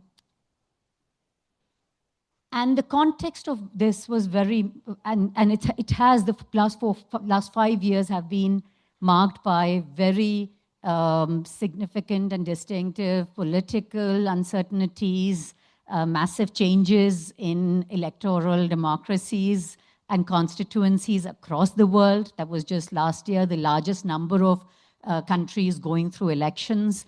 And unfortunately, voting for some very far-right political parties. We had COVID-19, and connected to the pandemic, we witnessed not only a public health crisis, but a crisis that was also a crisis of governance, a crisis of solidarity, a crisis of development, and a crisis for societies, where we saw what we are currently seeing is very high burden of mental health resulting from the social isolation. We're seeing significant economic impacts, both on national economies, but also on economies at household economies, how that has impacted particularly more precariat workforce, including migrants. So we are in the context of this polycrisis, and this is a term now even acknowledged and used by the World Economic Forum in the last 2024 report, which really talks about the polycrises being a concept where there are interconnected systems where one system witnesses a crisis or disruption that impacts on all other crises. And we're talking about the economic systems, we are talking about the political systems, we are talking about the public health systems, the environmental systems, and so on. Now, the second problematic that we saw and why we were compelled was how in this space around health justice, around social participation, and again, social participation with the new recent resolution that World Health was passed at the World Health Assembly. It has prioritized the idea of nothing about us without us, right? That for any sort of health system, any systems development, any program planning, etc., it is important to involve communities. But all these theoretical debates, as well as the evidence collection, continues to happen in very clear silos. So you have, and especially this is a more troubled space with social justice theorists, and where I've been, when I've been asked to speak in conferences and seminars at some very prestigious institutions in the global north, where much of the writings and theories are coming from on social justice, on participation, on health justice, I often realize that it's not coming from those who are actually involved in these social movements, right? So one of the attempts in this book has been to ground theory in the praxis. And by praxis, which is distinct from practice, we mean when we engage in practice to also make sense of the world and inform the world by generating theory, right? And I think this is really important. And what we are arguing for is the social movement praxis or participatory praxis should emerge from the actual practice, from organizations, from academics who are involved in these campaigns and health justice movements. The final point that I want to highlight is that in understanding these multiple or the polycrises and what is happening with these systems, what happened with COVID-19, we often ignore the colonial legacies of these inequalities of the problems that we are trying to address. And I'll give some examples around this in a bit. So this is the context in which we embarked on this process. It was an idea that Neil Quinn and I started working on. And then we also recognized how we reflected a little bit on our own positionalities, which are presented in quite detail in the introductory chapter in the book. And we reflected on the differences in where we are coming from. So Neil Quinn, an academic based in, a Scottish academic based in Scotland, myself, who is an academic activist, much of my training in India. Then I came to the UK and started my academic journey in the UK after doing a PhD there. And then we decided to bring in another voice from also the global south, but one that is also of practitioner, right? So both medical doctor, but also have been working in development organizations. And hence the process of writing was really very complicated, very messy, because we were talking across these very different positions and positionalities. We were talking often, even when we talked about the community development, we were seeing it from very different lenses, very different gaze. Neil Quinn was talking more about community development as it was seen in the UK, in the US, civil rights movements, etc. And from those of us who have been part of these movements and development sector in India, had a very different and a very critical take on the ways in which community development panned out, right? So there was a lot of dialogue across these three positions, which are part of this book. Now, I just want to begin with, and this, I'm going to draw on, I can't do justice in summarizing what the book entails in whatever time I'm left with. But I want to highlight one of the chapters which talks about engaging communities at the margins and looking at health inequalities and how do you engage communities at the margins to tackle inequalities and to bring about a change and to advance health justice.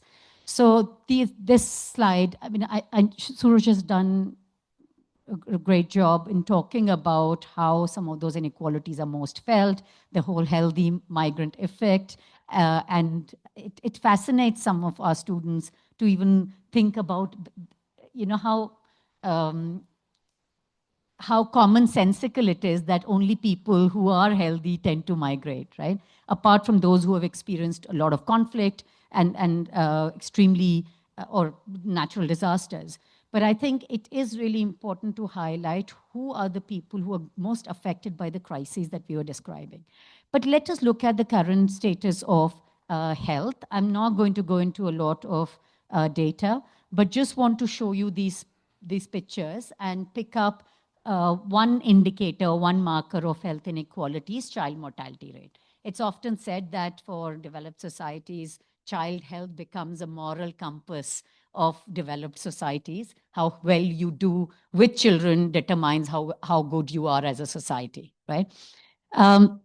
So if you see the significant disparities in the under 5 child mortality rate, and you'll see the darker red countries and contexts which have a significant higher mortality from 75 to 80 per 1,000 births, to other contexts like Australia, like some of the parts of Europe and the US. And in essence, what you also, in this particular map, you also see that countries that are with worsened under 5 mortality rates are all in sub-Saharan Africa. And if you look at the disparities around countries in sub-Saharan Africa, on average, have 18 times higher child mortality rates than countries in such as Australia, right? So this is the difference that we're talking about in child mortality. But this picture really reflects on cross-country differences, right? What do you think explains these? Why are the rates so different, 18 times higher? So if you're a child born in sub-Saharan Africa, you're 18 times more likely to die by the time you're 5 years old, as compared to a child who's born in Australia. What do you think explains these differences? Come on. Are people, yes. Sorry? Health sector, can you expand on that more?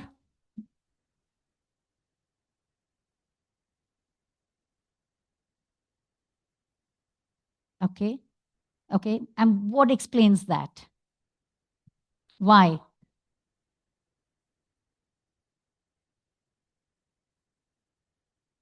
Okay.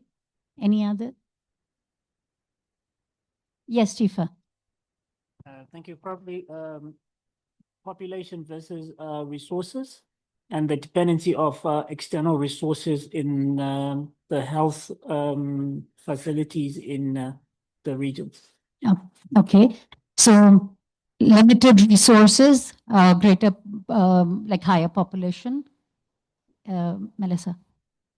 I think it's also because of the increased migration within the sub-Saharan region, which also has impact on access to care.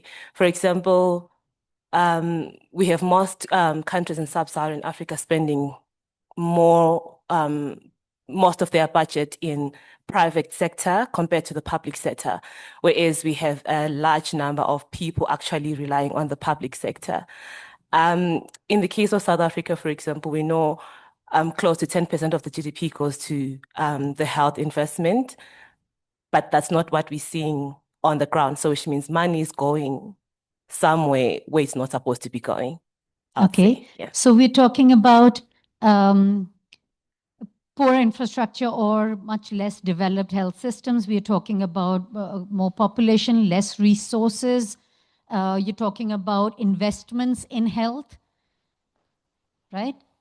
Although it's interesting that this is a very classic trickle-down theory in economics, that the more wealthier a country becomes, the better investments in health, in education, etc. But that's not the case, right? Some of the growing economies of the world currently invest only 3%. India is about 3% of, or 2.5% or something of their GDP going in health, right? You had a hand raised. But important question about how much is being invested in these systems. Yes. Okay, Fazwe. for me, I think they are the underlying issues of nutrition and health, which are oftenly overlooked or under-prioritized in development issues. Okay, and where do these stem from? I want you to go into causes of causes of causes, right? Why less infrastructure? Why undernourished mothers or babies? Why? Tanatswa and then Fadzi, yeah. I think it also relates to the systems that define the lives where these people live, that stem from historical inequalities around how health systems were designed, where you find most of the population being located in, the types of jobs, the types of foods, the types of aspirations that they have access to. But these are very historically situated in others having more access to certain things like resources besides others. It's not something that happens by chance or because people can't or don't have ambitions. It's historically situated in how these systems define the actual lives that they live by day that creates health for them.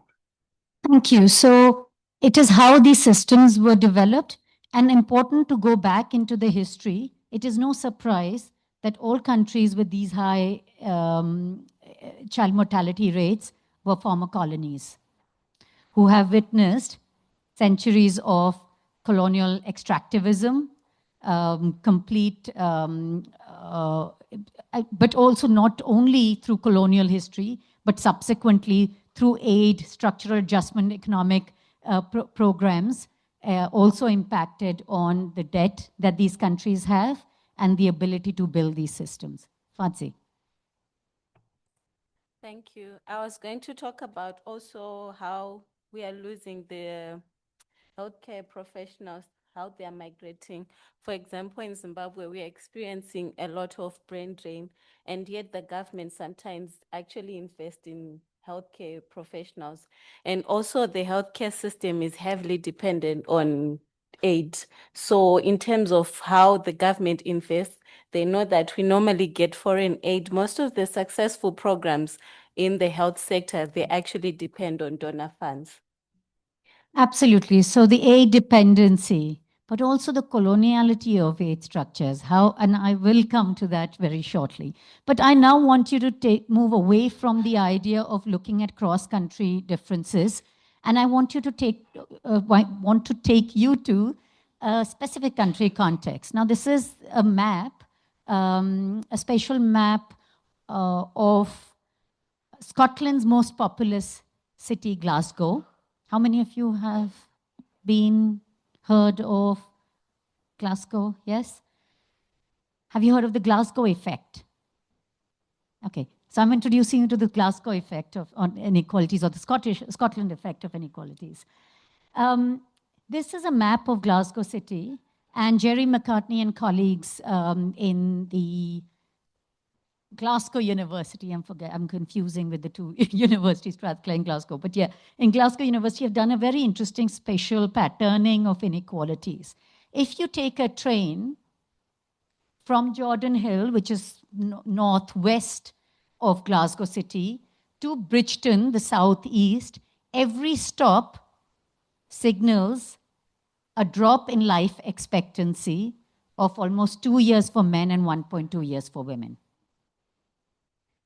So the end result is, in the same city, there are people in Jordan Hill who can expect to live up to 78 or 83 years, if they were men or women. And in Bridgeton, it's only 63.7 years, which is actually less than many national averages in other poorer countries. Right? What explains this?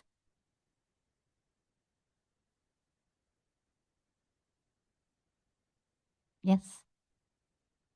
I think part of it is city making, if I may call it, how neighborhoods come into being, how they progress, the movement of certain classes of people across the spaces, so like through processes such as gentrification, which is very determined and influenced by I'm trying to find the word. It's very deliberate.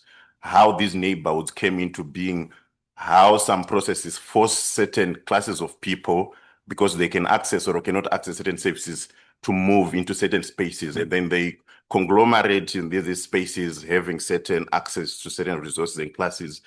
And for me, that's part of the story of how that came to being. So you're absolutely right. It is some of the policies that have been taken, I call it a combination, these toxic policies that have been taken, and the kind of neoliberal development that we're seeing in cities today, which have segregated populations and resulted in areas that are highly deprived and other areas that are far more affluent or less deprived.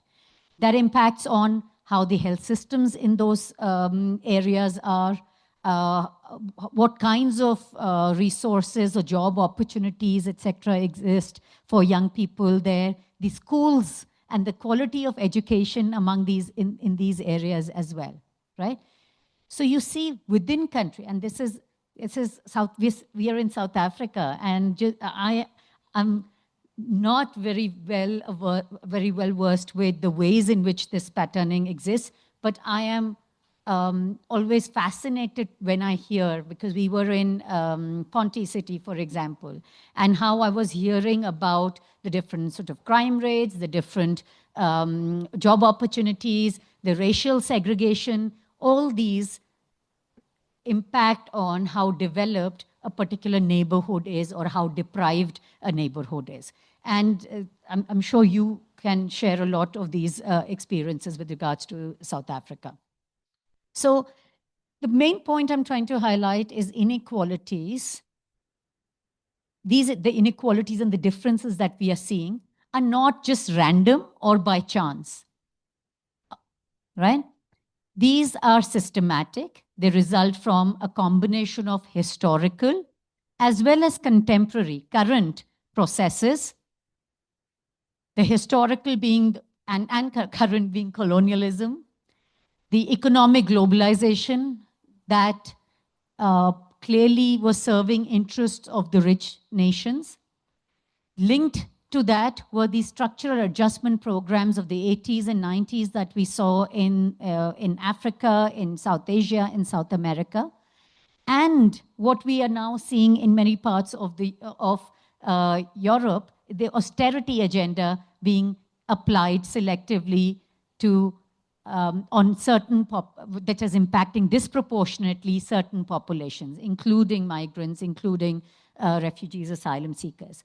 There are also these other macro processes that we see, the policy making, the kind of policies that are being introduced.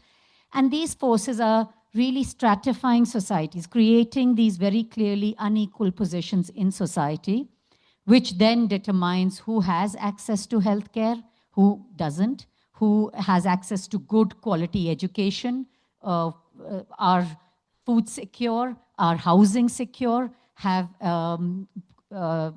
employment which is, have secure jobs and not precarious employment.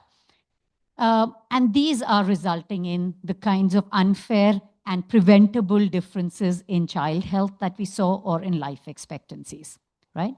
Now these not random, unfair, preventable and systematic differences that we see in health of people is termed as health inequalities. Right? There are very many different definitions that have been put forward. I'm using Hilary Graham's here. But in essence, these are not simply differences because of my BMR or my weight and height. These are differences that are not simply biological or genetic, but they are created and are complete, and are differences that are completely avoidable, right? So now that's the context again that we were talking about. There are several explanations for health inequalities. I do not want to make it a masterclass on health inequalities. Please attend my module for that. But I just want to flag there have been different explanations provided for health inequalities. There are arguments around culture and behavior. A lot of a lot of attention has been paid in public health to thinking about how behavior of individuals or their cultural practices impact on their poorer health, right? There are material explanations which are talking about the area-based deprivation, the resource deprivation, not having enough access to tangible resources that are enabling your health. There are psychosocial explanations as well around stress, anxiety, and how that impacts on bodies, the whole connection between mind and bodies and how that affects health. And then finally, the social production of disease that we talked a bit about. Many of the conventional explanations around why different people have different health outcomes and health access often focuses on those sort of meta theories, right? What we fail, and this I'm going to give very concrete example with COVID-19. What it often fails to identify that how this health is distributed in society based on people's unequal positions, right? So like Suraj, for example, was giving the example of TB and the TB rates among migrants and non-migrants, right? Or host populations. There is a lot of work that has happened only in the last, I would say, 2 decades, which is now beginning to look at how, in order to understand inequalities, we need to better understand societies and how it is divided, how it is structured, right? And some of these social stratifiers have a very clear relationship between the individual person's identity, my ethnicity, my race, my education levels, my where I live, what I work in, how I get paid, to our social environments, the social economic structures in these societies, right? Please tell me where you're getting lost and you want sort of more concrete examples. Now, a lot of studies have also focused on those specific positions, like gender-based inequalities, right? Why do women fare worse in many of these health conditions, right? Or why do men? So interesting puzzle with mental health is more women report depression and anxiety. But when you look at suicide rates, there are more men committing suicide, right? That's a very simple thing, but why do you think that would be?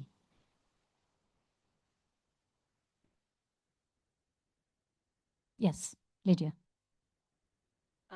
I think for men, it's the responsibilities that they carry for their families. Like trying to provide and sometimes not meeting those much needed resources for their families. Sorry, say that again, the last sentence, Lydia. I'm saying for them trying to provide for their families and not being able to meet whatever that the family needs. Okay, that can be one explanation. Any others? Yes. I would say maybe the social norms also, in that men are socialized in a way that they don't speak up, and also when they commit suicide, usually they use deadly weapons as compared to maybe women. Yeah. Absolutely. So a combination of these. There are social norms, there are gender norms, and in patriarchal structures which prevent men to go to the GPs or the health providers to report depression and therefore seek early interventions. I'm not suggesting that it is a very rosy picture for women. Women are also not doing that. But if we just look at evidence, right, there are more women who are reporting early on as common mental health conditions, whereas men report it at much later or do not seek support in this process and therefore more suicides. So gender inequalities literature really are systematically looking at what explains these differences. Is it to do with gender norms? Is it to do with gender power relations in household, within communities, or across institutions? Is research gender blind, for example? What kind of conditions are being researched? What kind of solutions and drugs and products are being researched? And you see a very clear gender disparity there as well, right? A classic example is contraceptives. Much of the research in contraceptives goes into more hazardous contraceptives that are targeting women. When the safest contraceptives, there are very limited research which is done around how to improve the uptake of, say, condoms, which is non-invasive. But the research that continues to happen around products, around Norplant, injectables, and other contraceptives we see are mostly targeted at women. Right? So there are several big questions to be asked around that. Now, so similarly, there is also now studies around race and ethnicity, which are pointing to a disproportionate burden being on minority ethnic communities in all health conditions, and what prevents them from seeking healthcare in these contexts. In other contexts, you can think of indigenous status, right? In First Nations or even in countries in India, in South Asia.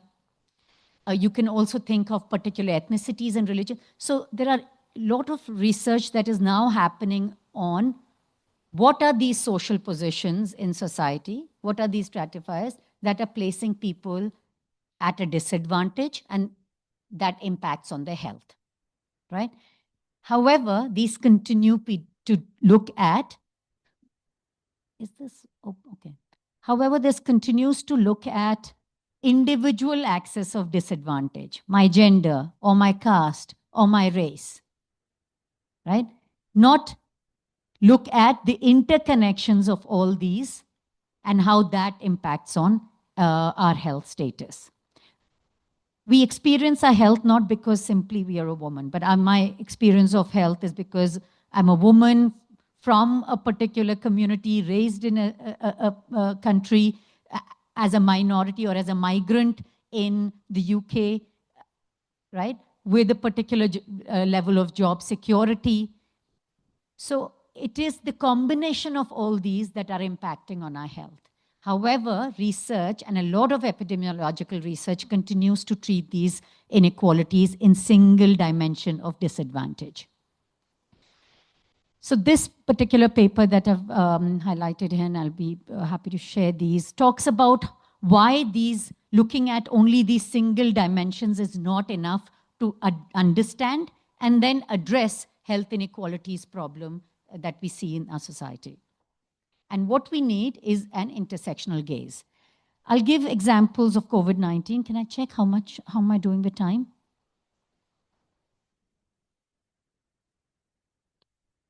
Okay, cool, great. Right, so I'm going to give examples of COVID-19 pandemic. Now, how many of you remember the slogan of the virus doesn't discriminate, that everyone across different countries, contexts was impacted by COVID-19? Yes? Do you remember everyone being affected, all countries being affected? And sometimes it really didn't matter if it was a high-income country. In fact, that had a higher rate of deaths and also infections as compared to countries like low-income countries, right? Did you think everyone was equally affected by COVID-19? So did it discriminate? What were the differences? Did you observe? Yes, Lydia. I think most of the people were equally affected. For instance, when we were asked to stay indoors, everybody except those healthcare workers. So in my opinion, I think we were equally affected when it comes to that. Right. Debate, I want disagreements. Yes, Stanley.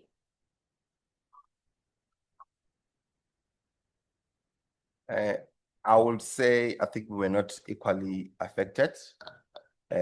Poor people, including people living in township, it was difficult to stay indoor, staying in a shack, for example, with 3 members of family.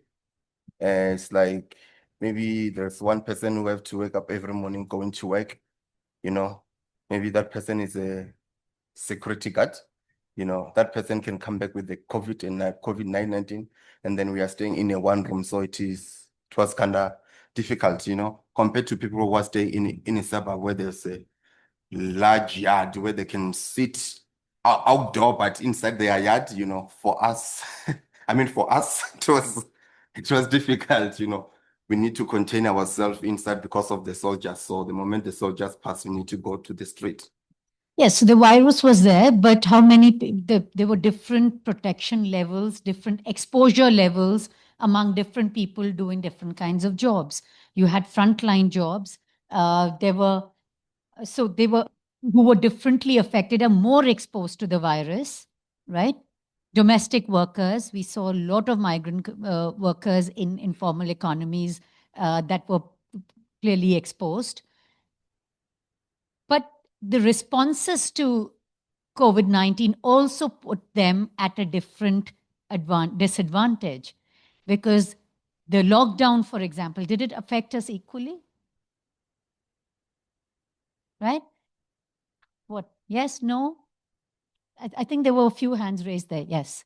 Sorry, I can't see the names, but not Sorry, hand up. Tando, I just wanted to say, for me, what stood out during COVID was particularly for migrants, how access to social security, for example, from government, and even within migrant communities, they were also affected differently, whether they are documented or undocumented, as well as where you were during the COVID, the particular geographic space, whether you had access to all the services that were necessary. Thank you. Others, yes. It was also quite evident. There's a case in point in Zim where, like Stanley said, some communities could not afford the lockdown. They live from hand to mouth. You lock them up, they're not going to work, they have nothing to eat. So essentially in some spaces, around some communities where lockdown did not actually happen, unless somebody complained and it becomes visible, then they send in the army, but virtually people could not afford that. And then they actually built a hospital for the elites called Arundel. Access to that hospital was very restricted. It now made public. Now everyone can go and access that hospital for free to get just basic attention now. But that hospital was created specifically because the wealthy could not go out of the country. They had to, so a few rich people got together, built the hospital, but still access to that was very restricted. You had to know someone. So you had differences in access to hospitals, difference in access to oxygen supply. I recall one of the peaks, I think it was the third peak in India, where there were very high number of deaths that happened during COVID. Oxygen was very much, there was a massive shortage in oxygen supply, but only those who were paying that extra money could afford those, or had political connections or could pay money for those extra beds. So we saw very clearly that even though the virus doesn't discriminate, but there were very clear differential implications of policies that were put in place on people who are already in the margins or already experiencing precarity in these, right? We saw that in the case of migrants, and we've written, I'm drawing examples of South Asia in particular, where we saw lockdown of factories, etc., most affected migrants who were working there, who had to make journeys back to their villages almost 100 to 1,000 kilometers away. And they were making these journeys on foot or swimming across the river channels to go to, say, back to Nepal or other places where their homes were. We also saw that the provisions that were introduced in these factories, subsequently the relief measures that were introduced in the factories, did not take into account that often the informal and most precarious migrant is not on a contract or a payroll in these factories. So therefore do not get these social protection systems or any relief measures, right? So that's one end of the differential impact. The other example I want to give is in the UK, and the example of health providers now. We knew that because health workers was the frontline force working during COVID lockdowns, that we found a disproportionate number of health workers dying during during COVID-19 pandemic, right? But if you closely observed, and much of the earlier data on COVID-19 was only coming around 3 variables, if you remember. Male, elderly, and comorbidities. These were the 3 risk factors, big risk factors that were identified.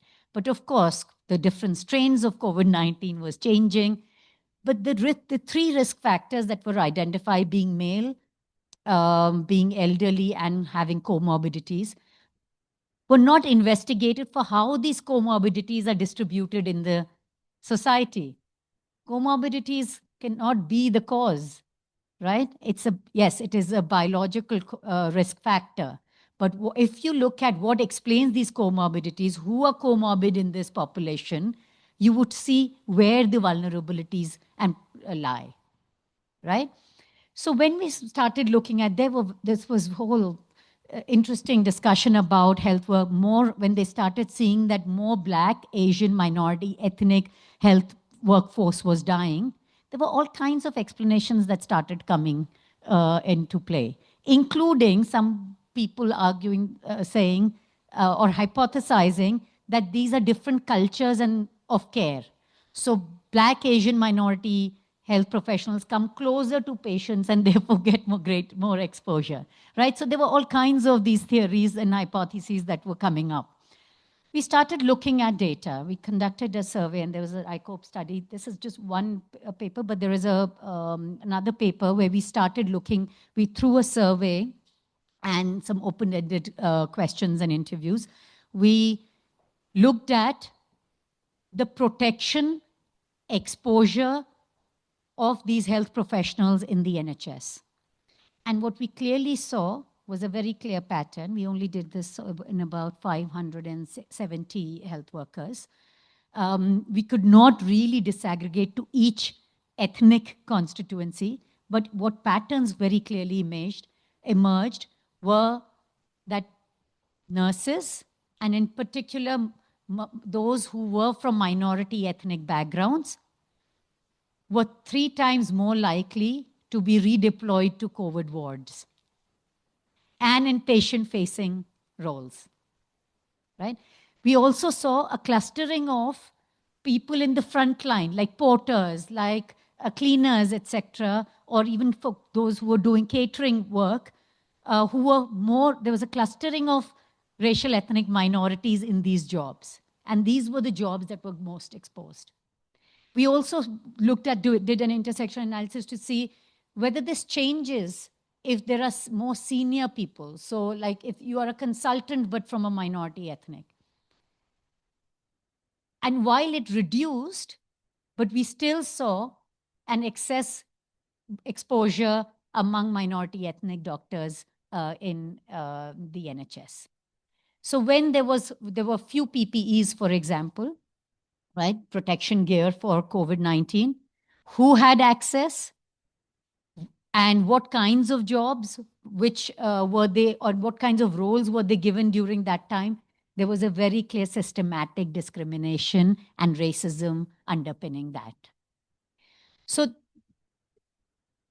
what then we argue in this paper, I mean, it is not the virus that is racist, but it is our responses and the institutional responses that are clearly discriminating people of color. These are 2 examples that I've given, which really talks about the inequalities that we are seeing in the world and how decisions, policies, and actions can impact on COVID-19. Now, as a result, and what we are arguing in the book is researching and actioning on inequalities, therefore, demands us to go back to a political analysis of these oppressions, right? Of this discrimination. It demands us to look at the role of power, how power is distributed in society within institutions, institutionalized discrimination, like racism and the practice that I gave an example of. And then looking at the need for organizing beyond single issue or single axis of oppression. So not alone gender or not alone race and ethnicity, but a combination of these. When we started looking at evidence and intersection, it was very clear women, nurses who were from minority ethnic backgrounds were 3 times or more likely to be redeployed, greater exposure, but less protection from PPE. We saw that in other countries as well. There were hospitals built for, India, I can give another example because I was doing a lot of comparative analysis around the policy change, etc., that we were seeing. There were hotels which were cleared up for doctors to stay back for hospitals, but nurses weren't given that kind of accommodation. There were nurses who were clustered in like hostels with no support for laundry, change of their, what do they call it? Scrubs, yes. No laundry services, cleaning scrubs, or the kind of PPE gear that the doctors enjoyed. So we are really talking about multiple access of disadvantage and oppression that we systematically need to examine. Now, these little infographics are from the book. We have 3 parts to the book. And the first really talks about what I have shared with you around power, participation, and why we're talking about and why the need for communities engaging to change what we are seeing in society today. We very clearly argue that this kind of organizing requires an intersectionality approach, which does not talk about one single disadvantage, but looks at the connections of disadvantages, looks at these larger processes together of colonialism, patriarchy, ableism, racism, sexism together, right? And intersectionality really, it's how many of you have heard of intersectionality? Hands up. Okay, can I quickly get some responsive what is intersectionality, but without looking at, the slide gives away. Don't look at the slide, but don't use the term prism, but yes. What do you mean by intersectionality? I'm not going to ask those who have attended my intersectionality module. Yes, Stanley.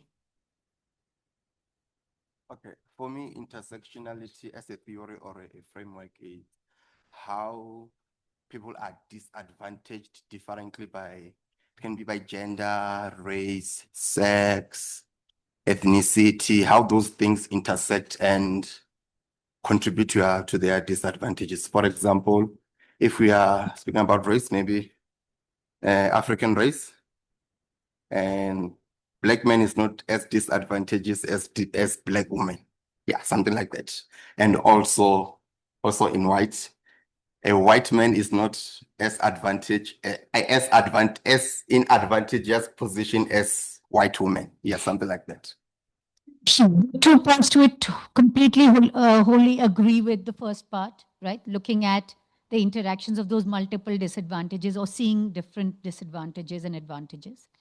The second part, I want to, again, pick up what people feel about this frame of, a black man is not as disadvantaged as a black woman, right? Do people agree? Okay, why? Yes, please tell me. I think it Or tell depends. Stanley. Yes. I think it depends with the context, when it comes maybe to job opportunities, we find that nowadays women are more preferred as compared to men. If you are a woman, you are likely maybe to be employed Okay. as compared to men. Okay. Do women agree here? Come on. No? Yes. Lelo.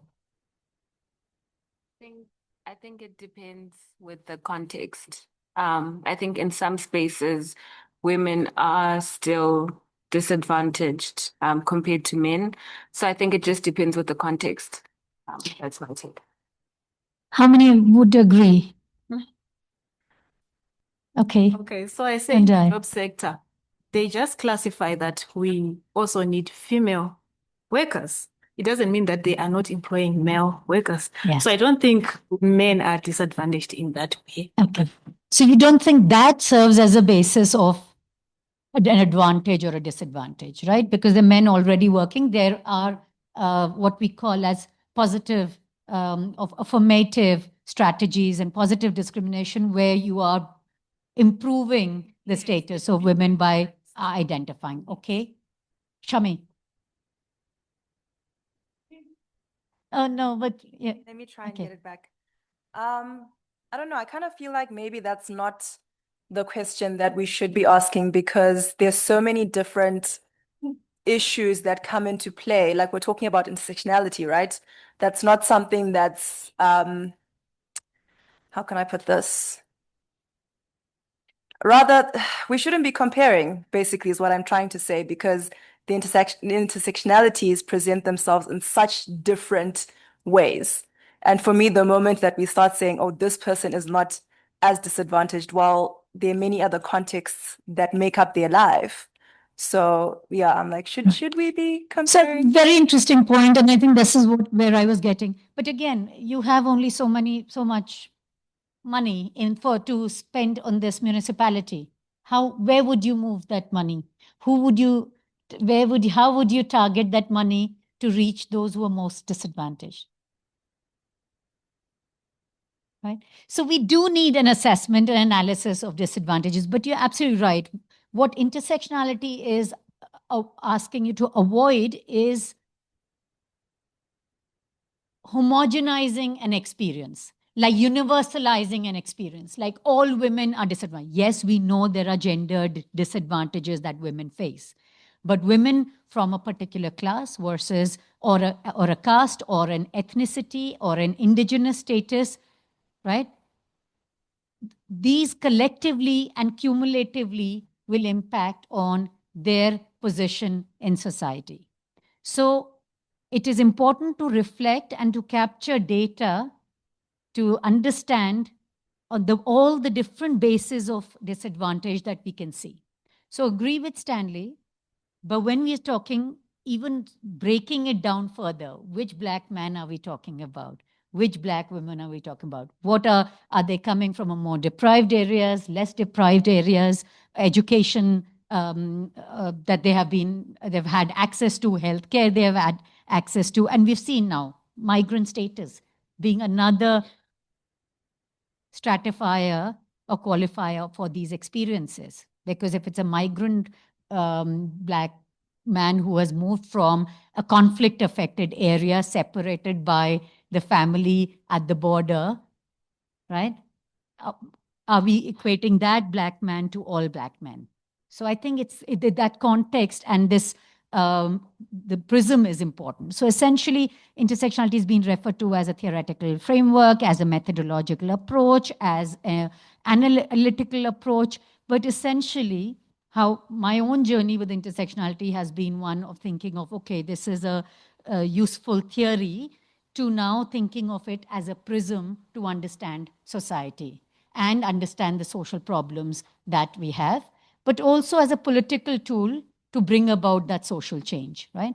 So this infographic is based on a talk that I gave with Chiara Bodini for International People's Health University, and they drew how they see health, how they see what factors, macro processes determine health for individuals and how these issues are connected. Oh, okay, okay. So, right, the Q&A, I'll take a minute. Yeah, yeah. Okay, okay. So just want to bring back to the point about colonialism I made and what we argue in this book. So one is the intersectionality as a prism, but also decolonization and decoloniality as an important tool to affect and even understand those kind of problems that we are trying to address. But in terms of colonialism, I do want to emphasize just two very quick points. One, it's not a historical process. Often it is considered as how states accorded sovereignty to other state. Like those who were ruling one state, they physically withdrew from their land, and those nations became sovereign, free, independent nation states, right? This is the classic understanding of colonialism or colonization. But it's important to really reflect on to what extent colonialism is a historical phenomenon versus a contemporary phenomenon. There is a very interesting interview by Kwame Nkrumah who talks about how the extraction of land, of resources continues to date through a neo-imperial, neo-colonial expansion, extractivism that we are saying, right? So then decolonization is not simply about doing the historic, righting the historic wrongs, right? It is also about looking at how the current systems, structures that were developed in the colonial period and by colonial powers, right? How those are continuing to marginalize the communities at the margins, right? Continuing to extract. I mean, there are several examples, what we are looking at in the context of Palestine, the levels of hunger and starvation in Gaza among children, the stopping of aid by colonial forces, the conversations that are happening around US deploying their army in Ukraine to prevent further accession in exchange of minerals and ores, right? So there is continued extraction and development through, especially through developmental aid that we see today, that continues to be the former colonization that we are seeing in more contemporary times. The second aspect that I want to highlight here is that the current global system that is, and I think Suraj, you also alluded to the changing power dynamics and relations in the state today. That colonialism and the neo-colonialism cannot be seen simply as the global north versus global south, right? Even in free, independent states, we are seeing colonization, we are seeing of more marginalized communities like indigenous populations, like removal, extraction of land, resources of those communities. So it's not only a matter of across borders, it is also what is happening within borders. And that's also part of the story that we see in Scotland. That's also part of the story that we see in First Nations and in other contexts where we are seeing settler colonialism, right? Including the Israel and Palestine example.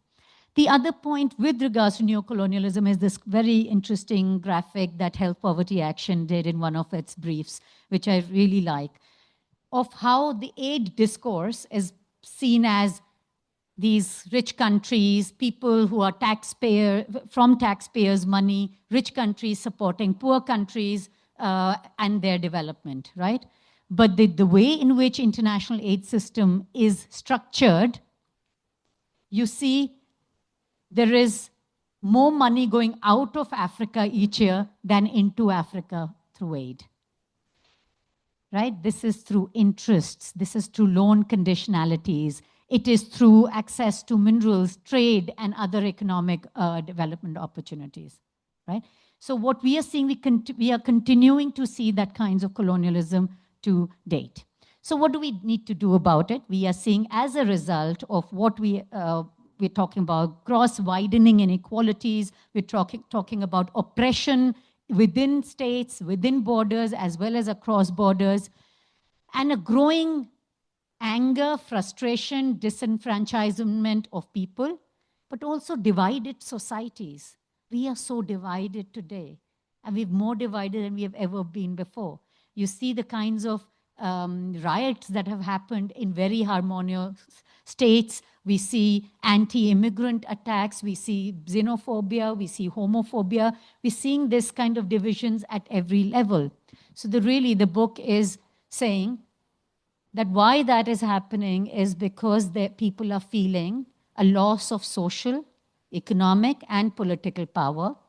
And in order to fight that loss, it is important to to develop a countervailing power from below.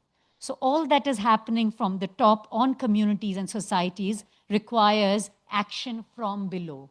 More global solidarity, movement building, and resistance from below. And such countervailing power also requires very different kinds of activism and community organizing, which is not simply about one single issue struggles. It is about looking at the connections between these struggles. And this kind of connections has been a long-standing priority. We have had Dalit feminist movements. We have had indigenous struggles around water, around deforestation, around toxic wastes dumping by corporate actors. And what is really essential is how these come together in an environment which is becoming very nationalistic, very anti-immigrant, anti-gender, and anti-rights movements, as we have seen from the Trump diktats. So what decolonization and what intersectional praxis really requires is really a multidimensional strategy. I'm going to skip this. There's some examples of what we have done. And these 5 pathways that the book explores, 4 pathways to health justice. Are you able to, see the next slide? Yeah. So these 4 pathways is very much about engaging those communities that are at the margins in ways that is empowering not just an individual, but empowering a collective, and the collective becoming part of the movement. The second is addressing the political, social, environmental, as well as commercial determinants of health, what the corporations together with states are doing in the kind of extraction we are seeing. The third is strengthening accountability from below. We give plenty of examples where communities have come together in formal systems of accountability, demanding states to provide, say, for example, maternal health services or essential medicines. And they have enabled the change both at legislative level, right, by TRIPS relaxations to trade and I mean, I'm just thinking of a word for simplifying TRIPS. Trade, no, simplifying. So, yeah. So the kind of taxation that happens or the kind of export restrictions that happen on essential medicines, including in vaccines for COVID. So communities have also done advocacy to resist that, to demand that there be a COVID facility which is providing poor states and people who are more deprived free access to medicines. But there are also more localized interventions where communities have come together to monitor local health services of what kinds of drugs, what kinds of services they are providing, and engage them in very powerful tools like citizens' tribunals, like public hearings, like truth commissions, where the authorities are made to hear the kinds of evidence that they've collected on the ground and seek compensation for these. So there are plenty of examples that we do talk about. It's not all story of doom and gloom. I'm not going to go deep into the People's Health Movement, but just want to introduce, there are a lot of references to that and written in a fairly simplistic way. But the People's Health Movement really came about in 2000, right? To celebrate the failures of the international community in not addressing the goal of Alma Ata conference. If you remember, 1978 was this historic Alma Ata conference which said by 2000 we will have health for all. So when we were nearing 2000, across the countries, a lot of health professionals, advocates, human rights practitioners, activists came together across 70 countries I'm talking about, to demand that health for all now. So instead of health for all 2000. I was part of the Indian People's Health Movement. Then I was very fortunate to be at the first People's Health Assembly in Dhaka, where almost 70 countries participated, and they embraced, through very ground level community-based dialogue, a whole health manifesto, People's Health Manifesto, that they then began to use with their political parties to demand the kind of change, including, for example, in India, there was a long-standing advocacy and campaign around increasing the GDP percentage going into health, which was at the time 1.6%, which has now subsequently come to about 2.6 or 3%.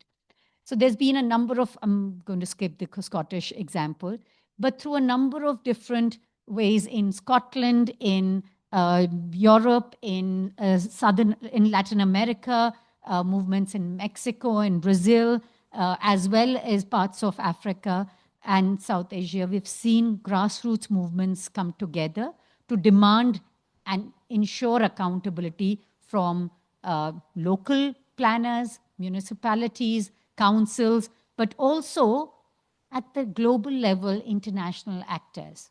So we have a big constituency represented at the WHO, which is now part of the CSO Commission, the Civil Society Commission.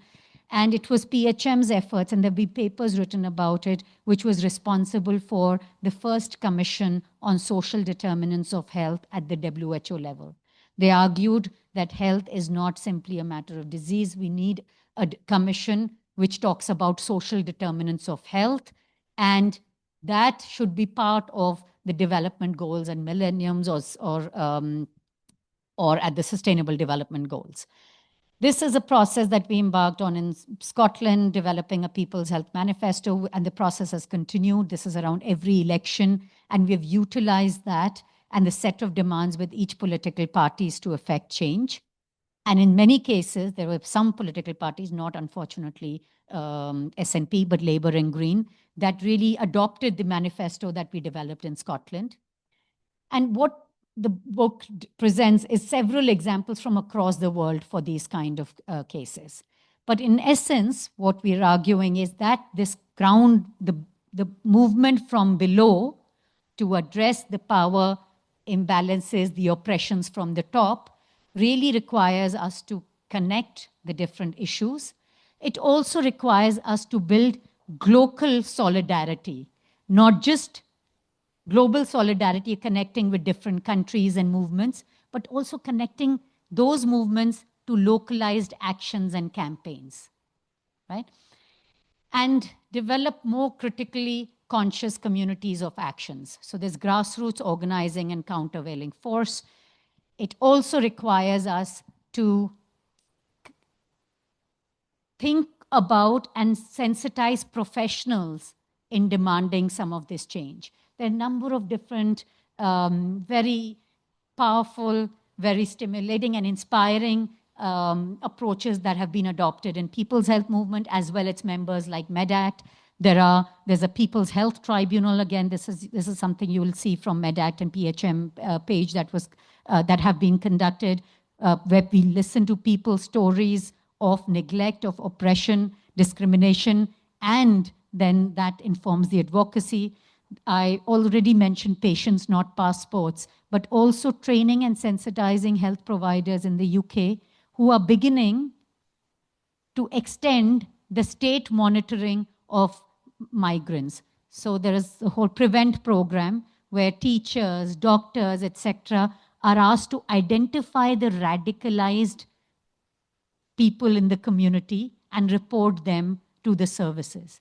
So we are now working with health professionals to really talk about how we counter this kind of anti-immigrant, and which is framed around terrorism, security threats, etc., but in essence is just anti-human rights and anti-immigrant discourse. And there's several examples which are also now, I'm sorry, I'm not able to look at, are you able to see? Yeah, which is also attempting to reset the global order. Now, these demands are global demands. These demands are happening through advocacy at global level. Yes, sorry, I don't know what's happening with the slides. For example, I can see this slide.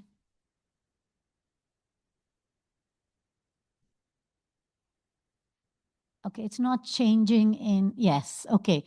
So these are examples of who pays for recovery after COVID-19. Should it be taxed from individuals by increasing taxes, or should we also charge corporations a tax, for, especially the corporations that have benefited from COVID-19? Right? By selling, the private providers who are selling test kits, some often erroneous, problematic test kits, or selling drugs. How do we ensure that it is people who have benefited and profited from this pandemic are paying into it? There are a number of other very promising examples, and I'll leave you with, on this note, the one that is happening right now around the International Conference on Financing for Development, where a big contingency is talking about decolonized approaches and the idea of circular cooperation, which is being led by the Global South advocates. And that's what is really essential at this time, where we are all in this together. This is the only time I will use David Cameron's words, that we are all experiencing these multiple oppressions in different ways, where in our own localities, in our countries, but also globally, and we need to resist that change. I'll stop there. Thank you for listening. And this is a little code which will give you some discount, which the publishers create for events like these. But thank you.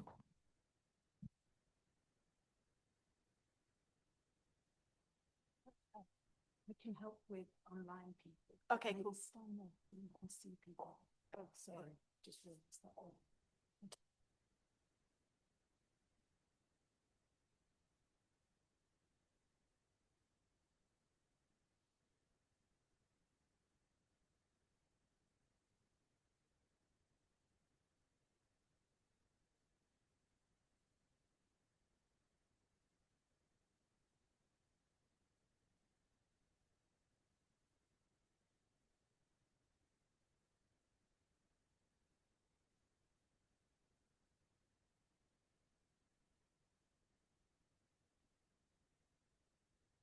Aha, okay. Yeah, thank you so much. For me, it was such a fascinating journey through shifting that lens to health as a site of, or a systemic site of inequalities, and sort of really teasing that out, and both sort of, yeah, providing hope amidst a generally very depressing picture of where things are going. There's a lot I would love to ask, but I'm going to open up the discussion and open up for everybody here to ask questions or comments or reflections. Please keep your comment or reflection fairly brief. We don't have that long, but it would be great for as many people as possible to have the opportunity to provide some input, as well as the people online as well. So does anybody want to kick us off?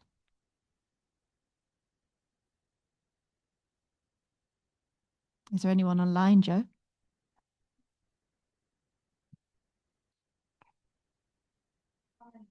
Just to feedback a couple of comments that came. Somebody online, Sizwe, says we are still in awe, so has not yet had time to process, but thanks. And we will be sharing Anusha's slides as a PDF just shortly. So there were some comments here about back into the COVID times, with differences around access, infrastructure, and governance, importantly, looking at refugee communities, issues around infrastructure or lack of infrastructure, meaning where people could or couldn't. You know, somebody here was mentioning about being able to stay home, but obviously also about safety and space. People who are living in congested vicinities, migrants, frontline workers. And I think we could expand that to something that will be being discussed tomorrow afternoon, when Blessing shares his PhD work, thinking about sort of like truck drivers and the movement of goods and services, whereas people were being contained, as it were, and we were protecting people, you know, sort of in some way, but not protecting people involved in the movement of goods and services. And Pascalia had a very nice question, which maybe is where we could start off. Hi, Anuj, I like how you highlighted activism as a key lever for change. My question is, how can early career researchers, particularly from the Global South, strategically align our research with activist movements to advance health justice without compromising institutional or academic legitimacy?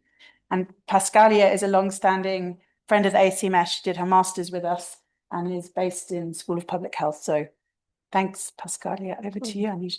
One of those very simple questions that is easy and fast to answer. Oh, okay. Right.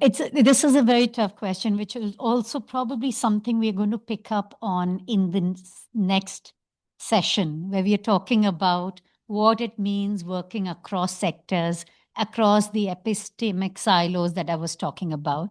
I've written on this previously because there, and I'll share some of these literature. The first paper was done in around public health advocacy and activism, which makes a case about, or rather challenges the assumption of the need for these two, academia and how the world sees the academia quite separate from the activist world, right? There is often this whole assumption that academia and the ivory tower is just about thinking, and the work that organizations, campaigns, movements do is about action, as though they're not thinking, right? Sometimes, yes, because the kinds of challenges that we are confronting with are just demand constant action. There may be some less thought through actions than others, but I disrupt that idea, and the People's Health Movement in Scotland that we've done a piece together with not just academics who are involved in the PHM, but also organizations and activists who are continuing to lead the PHM Scotland.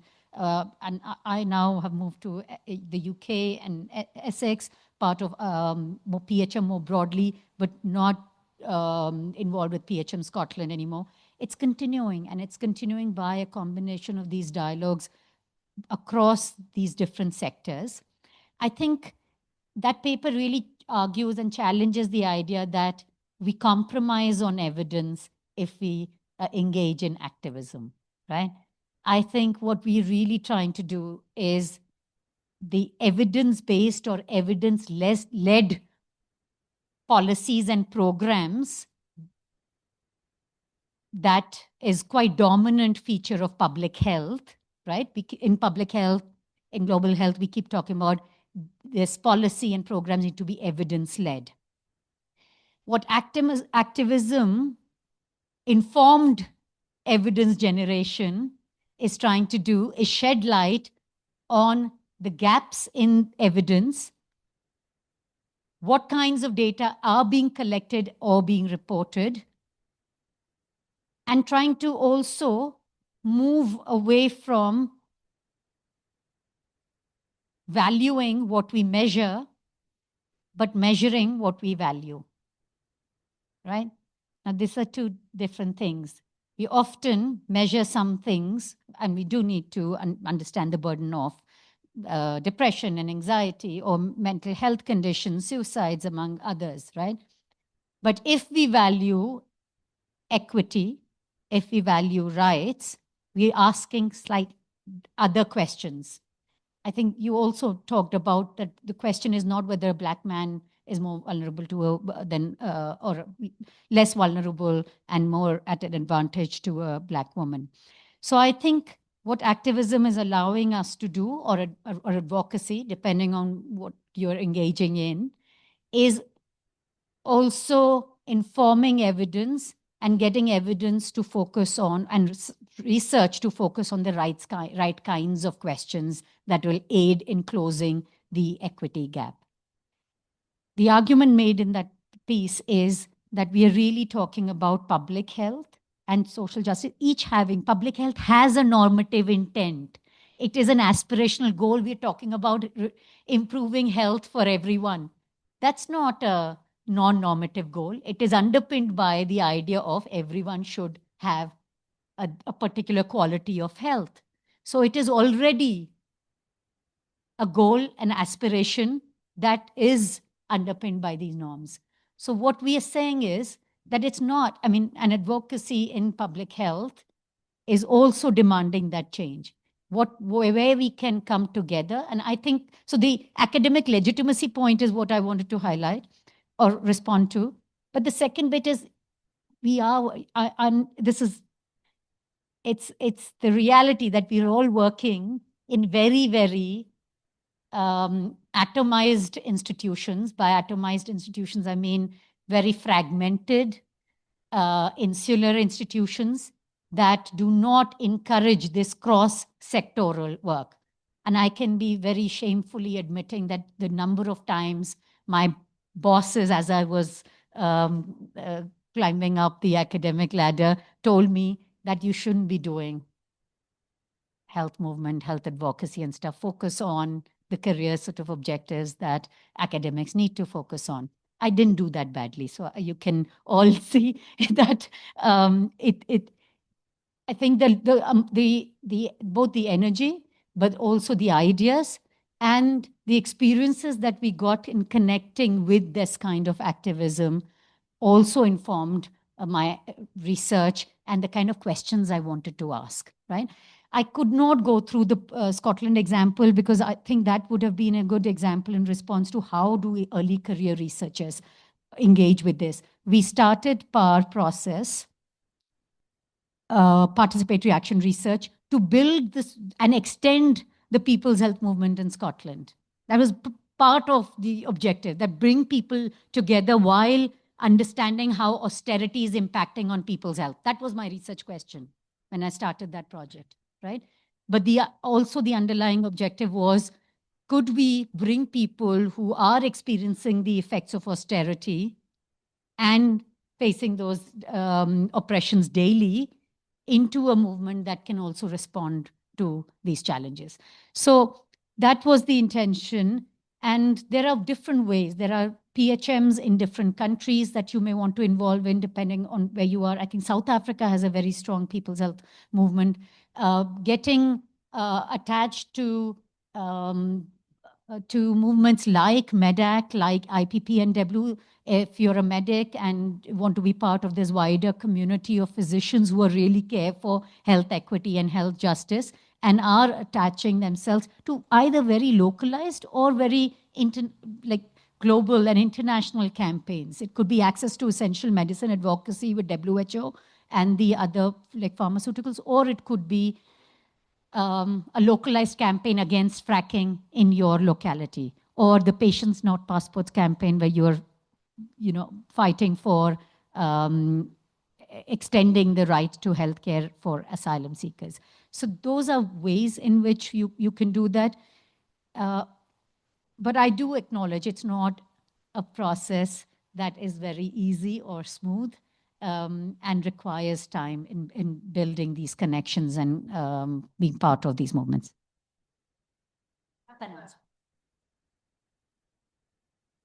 Thank you, Anuj. Could you give us a few pointers around how to use intersectionality as a methodological approach or tool that ensures that what you end up doing is actually mapping intersections and what are some of the issues that one has to look out for? That's very unfair, Tanats, for you asking me to summarize that whole module you took on intersectionality 101 in a response to your question. So I will not give all because there are different ways to do intersectionality. There are different ways in which you implement intersectionality. You could be asking a question which is not looking at categories at all. That's an anti-categorical approach, and I do not want to use and confuse you with all these terminologies. But you could also be doing intersectionality. So by not looking at categories means not looking at differences between very fixed set of populations, like men or women, or migrants or non-migrants, or indigenous communities versus non-indigenous communities, right? So those are fixed categories.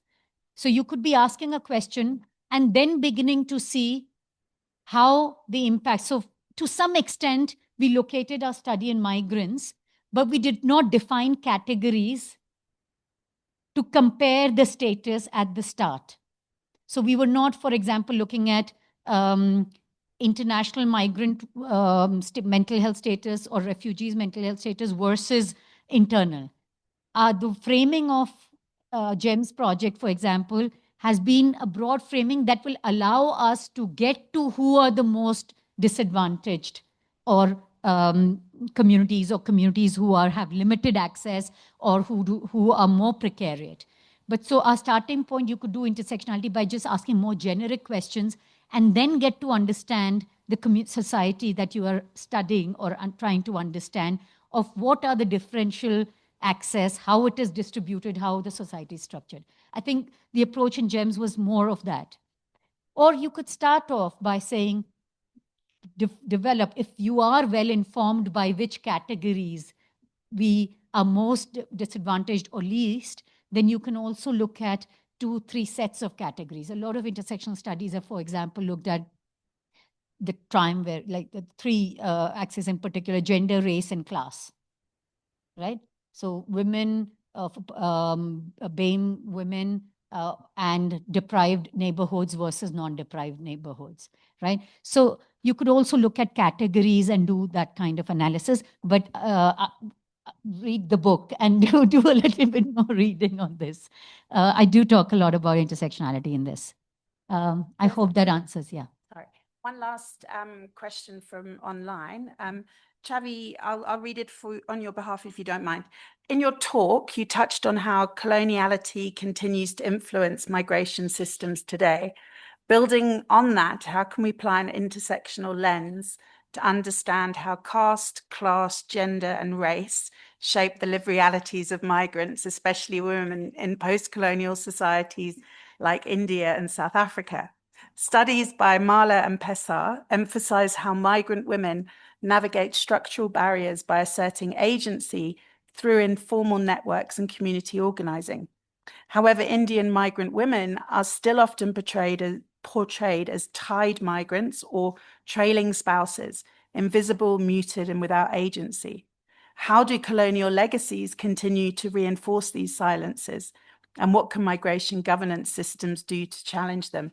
This is an incredible PhD project. I would agree. And I would encourage you to connect with GEMS because this is exactly the kind of questions we're trying to answer. I think the only thing I would say, so this, I can't answer the whole question, but I do want to add that one strength of intersectionality, if it is applied well, is that it allows you to connect the individual experiences of what we saw, for example, among farm workers in Messina, right? With the structural, institutional, systemic processes of discrimination that we are seeing in the world, right? Without that, intersectional analysis is incomplete. If I just explain, which is unfortunately a lot of quantitative studies on intersectionality, do just explain the burden, the differential burden based on different communities, right? So it could be the examples that you were giving, Chavi.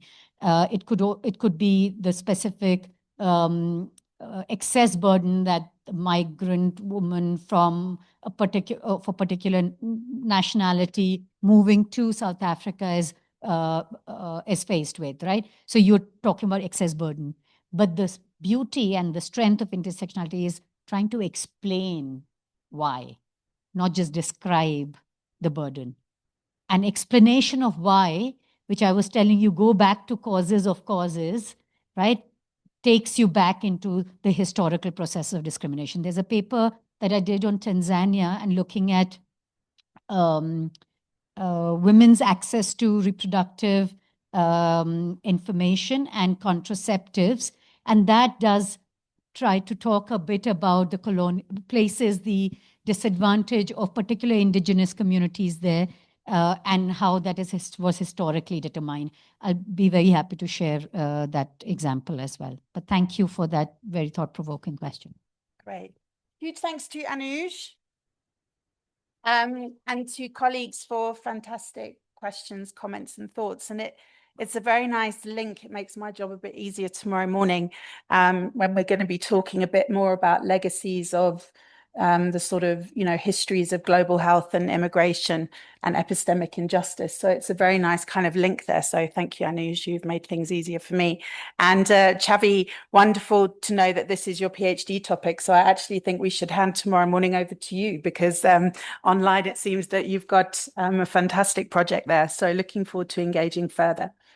We are running late, but I think for good reason. And I appreciate your patience, because while we have both Surej this morning and then Anuj later this morning with us, it's wonderful to take the opportunity to engage with them. So if we can break for lunch, and please be back to start at 2 p.m. Lunch is, for those of you who know Wits Club, lunch is straight over into the restaurant. There's an area where you serve yourselves and then you get a cool drink.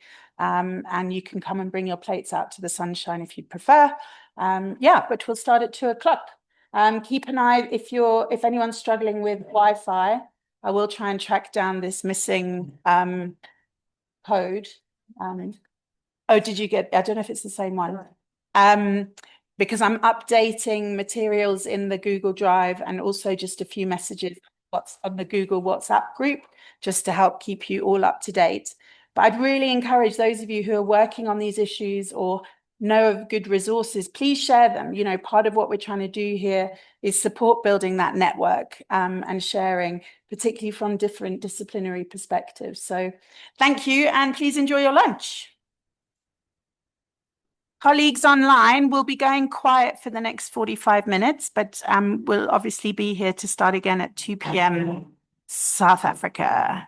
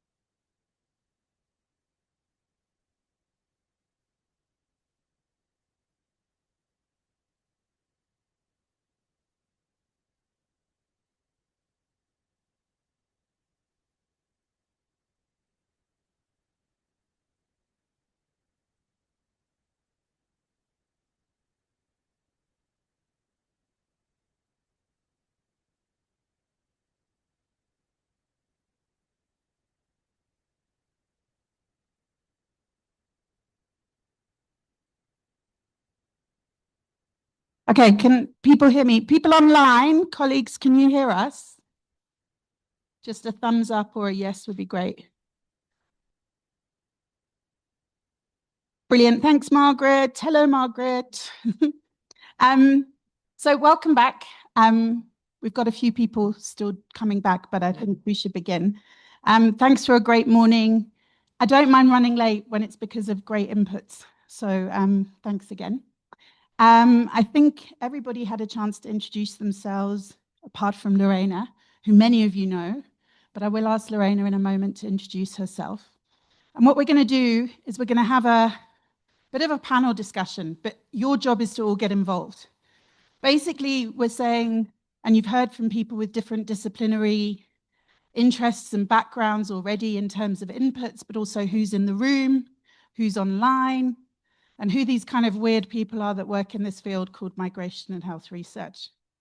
So what we're going to do with our colleagues is I've set them what I think is an unenviable task, so it's nice that I don't have to do it, is to claim their position and try and convince you why their approach to thinking about migration and health research is the best.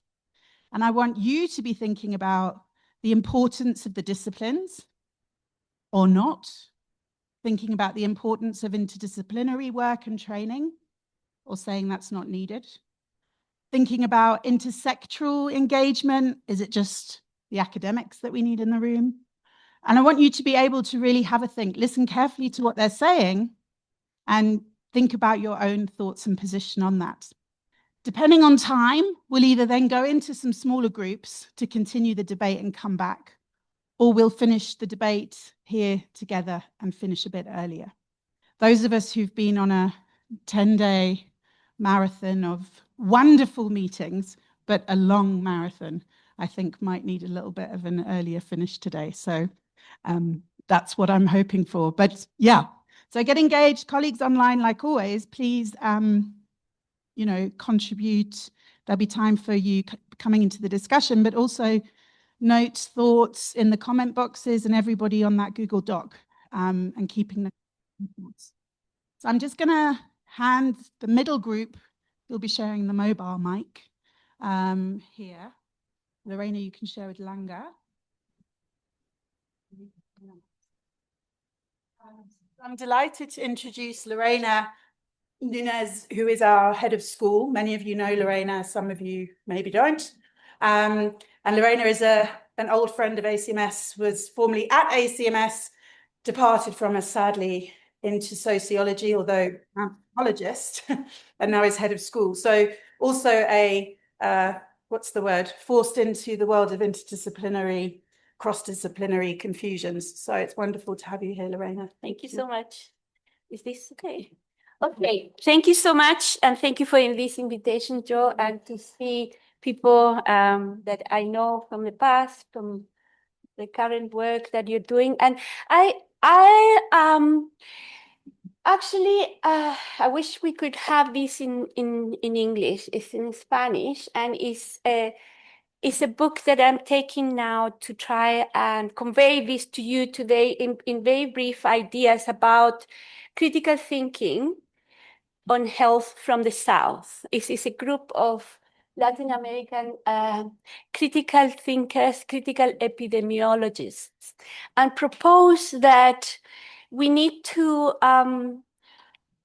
develop a critical epidemiology and a critical thinking on health by challenging the basis, the foundation of epidemiology, and why is it important that we challenge that? They proposed actually a epistemic rupture with that way of thinking, the modern functionalist epidemiology, on which many of the health international programs are funded, are supported, promote, you know, and there is a whole set of concepts that allude to the need to think from the social sciences and question the parameters of a classic functionalist modern epidemiology that doesn't consider a series of categories that I'm going to refer to. And the first thing that they raise, not only this, but just mentioning, they don't speak about social determinant of health, but they speak about the social determination of health, which is actually an ongoing process that has a history, that has economic relations, that have political, social relations, that when you translate that into social variables that are not connected, that are individual variable, and decontextualize, then you make this approach of a social realm functionalist and does not give a proper account of the processes that are producing disease. Yeah, and so let me just read this definition because I just translated from here, and to give you more precise sense of what the social determination of health refers to. Is a socio-cultural determination of health. This is a basic category of the Latin American critical epidemiology, which allows us to understand health, disease, and care, not only at a biological individual level, but as a process, as a process socio-culturally determined. And just to complete, the material conditions of existence and the social interaction that take place in the social groups are making human life and collective ways of living, and the process in which the social territory promote or impact health, and ultimately determine the profiles of health and disease in human communities. This poses a challenge for epidemiology to study theoretically and methodological perspectives that come from the social sciences.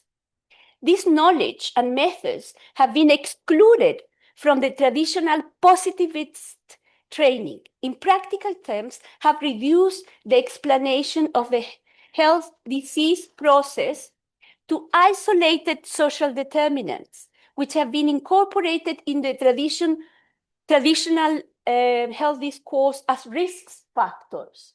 So these social determinants have been sort of reduced to risk factors without the explanatory power that they have. This restrictive perspective finally ends up proposing policies and interventions focusing on isolated individuals affected by risk damage. So they propose to rethink and transform access of analysis that involve bringing interdisciplinarity and the social sciences perspective. These are classic categories of the functionalist epidemiology that consider the individual health or the individual measurements of health of any sort. They propose to transform, to move this to way of living that is much more explanatory than individual health. They talk about place, right? You define a place where you measure something, but a critical epidemiology proposes a social territory as a unit of analysis. Instead of time, which is also a parameter of the functionalist epidemiology, say that from this year to this year we measure this, they propose to think about processes. Instead of a natural history of disease, they propose a social history of the health disease process. Instead of risk factors, they propose protective processes or destructive processes. So this transition of theoretical and epistemic approaches imply as well a shift in methodological approaches. So in terms of observational scales, in terms of temporal scales, in terms of units of analysis. And each one of these involve methodologies that come from the social sciences and require interdisciplinarity. For example, if we have moved from place to social territory, then we need to elaborate the social cartography of the territory to understand the territory not as a formal division that is planned centrally, but is defined by the community that inhabits that. If we think about observational scales, or temporal scales rather, what is the temporal scales? If you think about that in terms of the social construction or processual construction, then you need to think about people's memories of events, yeah? And that requires obviously a different category. Then you involve ethnography of processes that account for what has happened in real time, in real life, in communities. If you think about unit of analysis, maybe then you combine quantitative and qualitative methods, but then you engage with communities, in communities assemblies. You use group interviews, group discussions, participant observation, to understand from inside what is the phenomenon that you've been studying, because you're moving away of these detached categories of the classic epidemiology that thinks about sex, age, race, without history. So the social is not fixed, is ongoing, and you need to give an account of the processes that are producing sickness, disease, and health through this rethinking of the categories that definitely create a space for the social sciences and the different methods and interdisciplinarity of studying health. That's what I wanted to say. Thank you. Thank you, Lorena, as always. setting us with some important challenges. And for those of us who sometimes forget our sometimes disciplinary backgrounds, a real reminder of complexities. And I particularly enjoyed the determination of health language, because I think some of us really struggle with this idea of determinants one by one. And we talk about them, the cumulative effect and things like that. So really, really helpful. And talking to us about various things from critical epidemiology all the way through to, ethnographies and ethnographies of process. So lots of food for thought there. Thanks, Lorena. Who would like to go next, or will I just pick on somebody? Suraj is smiling, so I see you like being the students in the back of yeah, exactly. Just don't look at me. I smiled at you. Could you turn that one? That one should be on. Thanks. Over to Suraj. You're right. No, we have met. Hi. No. I think I would try to answer or respond or comment one on the determination process, but also the question you gave to sell that my approach is the best approach compared to everyone else. I'll try to do both. Having an open mind. Sometimes. It just immediately, so when you're taking on the determination process, I was thinking more about the salutogenesis, what we see in public health, because usually public health medicine have seen health as pathogenesis, meaning try to find the origins of pathogens or disease. Whereas salutogenesis is done by Aaron Antonovsky. He's a sociologist, American Israeli. He talks of salutogenesis, meaning the origin of health. And there he does not see health as an endpoint, rather it's a continuum. He has this typical, how he depict health is like, it's a river flowing with a waterfall at the end of it, and then people are born on the banks of it. And the aim of the life is to reach the other side. We never reach, we die before that. But depending on where you are born, for me, that's where determinants comes into play. The color of your skin, your parents' education status, the money and everything, that determines where along the river bank are you born. Are you born closer to the waterfall? The currents are higher. Risk that you might not achieve your full potential in different sense sooner compared to the ones who are born earlier. So the life is a process of trying to swim across the bank. And of course, the ones born the higher level, it's easier for them. For me, that's the determination process, because it also determines on how we understand the terminologies, because determinants, as you said, these are individual factors. But then how they interact is not necessarily always discussed, right? For example, sex and gender. I think when I was a student in master's program, I think this was the easiest explanation we got, was that sex is actually what you do in the sense, but gender is actually how the society sees what you do. So it's the process. That's how I link to the determination process. But it's interesting that how people are seeing it in a different way. And when it comes to interdisciplinary, I don't know how much of interdisciplinary I do, but rather maybe more intersectoral, because we also sometimes use the term transdisciplinary. I mean, with English and literature, there are a lot of words flying around. Half of us know what actually we talk about, but at least the way I make the sense is that, because if you want to do anything in public health or any field for that matter, I think it's not enough with academics. And I think this is referring to the discussion you had or present on activism versus academics. And so what I see is that I need to work with the various stakeholders involved in it.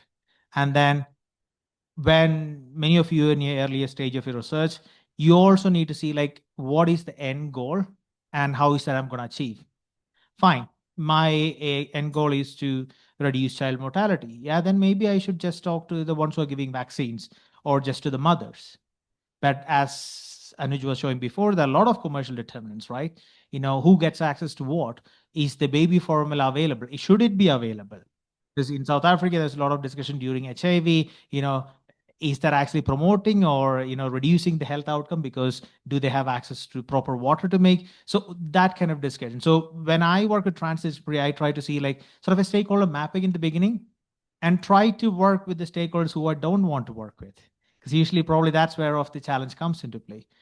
The reason is that when I engage in such approach, from day one, in the end, the results are not mine.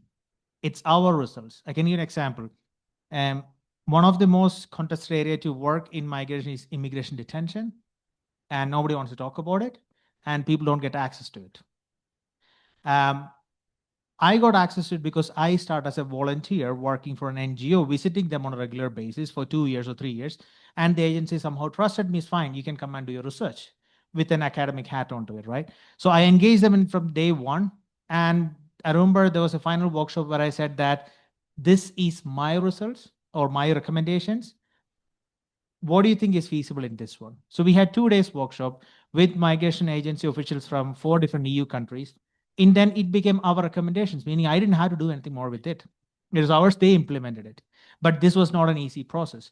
I often say that my PhD was maybe 50% pure research, as how we define it, academic, the rest was talking around. In the sense that engaging with the individuals, the end users, unfortunately not migrants because they're locked and they don't have much power, at least with the staff, gaining the trust and said, okay, there is actually a common goal to make the situation better. So that engagement actually helps quite a lot. And I think this is something many students, when they try, we all want to make world a better place. But as Anuj was saying, you need to understand the cause of the cause of the cause. Fine, we need to create world peace and end hunger. How do we do it? When I have exercise with students about difficulty in accessing healthcare, for example, if I take Bangladesh or Turkey, the solution is that sign the refugee convention. Yeah, but that's not gonna get access to this particular individual. Is it the language barrier? Is it the financial barrier? Or is it the racial discrimination that prevents access? So we need to think in that level. But also at the same time, I'm fully aware that it's quite easy to get depressed in the way we work because we want to see change and it doesn't come quick. It's also important to see happiness in the little things that we do. And that's where sort of my sort of discussion on the activism comes into play. I don't know who I am, if I'm an activist or if I'm a researcher or if I'm an academic. And it depends on what we put meanings to those words in the sense, right? I have, I think, a purple jacket. Doesn't mean I'm a purple jacket guy. Just meant that today I thought this was a nice thing to do. The same way I see myself as a salesperson rather than anything else, because I am selling my ideas, I'm selling my approach. So sometimes I might compromise on certain things, but I know that this is a minister. He would like to say something good he has done, and then I can pick up on the less good things. And I get invited to certain meetings because I'm not an activist. In some other case, I get invited because I am pushing it. So I tend to choose my identity depending on what I want to work with. That's just I was a bit unclear on that part. This is at least how I do what I do. And I would say I do some teaching and do some research. I'm in a privileged position where I can choose what I can research. But a lot of the other things I do is actually engaging with various stakeholders, be it WHO, be it ministries, and it's a long process. To be invited to, especially to those closed door meetings, to get my voice, just add those 2 or 3 words. WHO, for example, never discuss, again, sorry to using the word of detention, discuss detention in the beginning. But I got the chance to develop the first WHO European regional report. I wrote half a page on detention because I knew it was important. And this was 2018. And then after that, because WHO wrote it, people say, okay, this might be important. It was always important, but because it came a WHO document. And then in 2 years' time, because there was interest from others, maybe we could do an evidence review. We did that part. And then it was the time to produce the first global report on WHO on migration health. That half a page become 2 full pages in a global report. That from 2 years led that, okay, maybe we could write a technical guidance on how to address immigration detention health concerns. There, for example, there is 2 ways of thinking, right? Immigrant detention, that's locking people. Why should I work with it? Because there is nothing good coming out of it. Why should I try to support governments to address health concern detention to make it more humane? You cannot. Because I often say that a cage is a cage, even if it is made out of gold. So my compromise was that, fine, this is the way I need to start because governments still detain people, whether I like it or not. Let me have an entry point. What I did was that half of the document was on detention and health. The other half was on how to push alternatives to detention. So that's where that's why I call myself a salesperson. maybe it's of less value. I don't know, but that's at least how I do my research, if that's what we call research. I stop here. Thanks, Suraj, very much. And I think interesting reflections in particular about what it means to get behind those closed doors. How closed are they really? And what does it mean to be in there? I mean, Anuj and I were laughing a bit about some of this, you know, not in a, it's a joke, but in a kind of how to navigate some of those spaces and the roles we're given, particularly when you were talking about the importance of almost like role switching, right? What hat to wear when? Is it a purple jacket day or not? But if you're wearing the purple jacket, what can you do? So thank you very much for sharing that. I think Wellington sat in the middle. Let's hand over to Wellington. And please remind us of your disciplinary or otherwise training and where you've come from into this world of migration and health, which I don't think you necessarily expected to end up in. Okay, thank you very much. So I'm coming from a multidisciplinary approach. I have been in sociology. I've also looked at political studies and then migration and displacement. So I've had the privilege to have to integrate the methods, the theories, as well as the evidence from these multiple fields. So I will especially relate to my PhD experience. Departing from your point, Lorena, where you are talking of social determinants of health to determining social health, I view the social determinants of health from a sociological perspective and strictly within that discipline as the shortfall is to compartmentalize knowledge in maybe monolithic categories. For instance, when I was looking at a specific group of migrant workers within the plantation setup, because I was focusing on their everyday forms of resistance to various forms of power that are witnessed within a capitalist labor process within the plantation farming. So instead maybe of looking at binaries, maybe in terms of class, like these are working class wage earners, and this is management. So my interdisciplinary approach allowed me to look into that third space, the space in between, where we don't have binaries, like we were saying, female or male farm workers, for instance, or looking at processes like the social movements where farm workers are resisting in a manner that is confrontational. We have looked, for instance, at the issue of social movements. Then we are looking at whether, if there are no social movements taking place, what is happening in between, in the place in betwixt, that transitional space, the space usually hidden, that is the backstage, where people play out hidden practices, for instance, of resistance, and not the normal demonstrations that take place.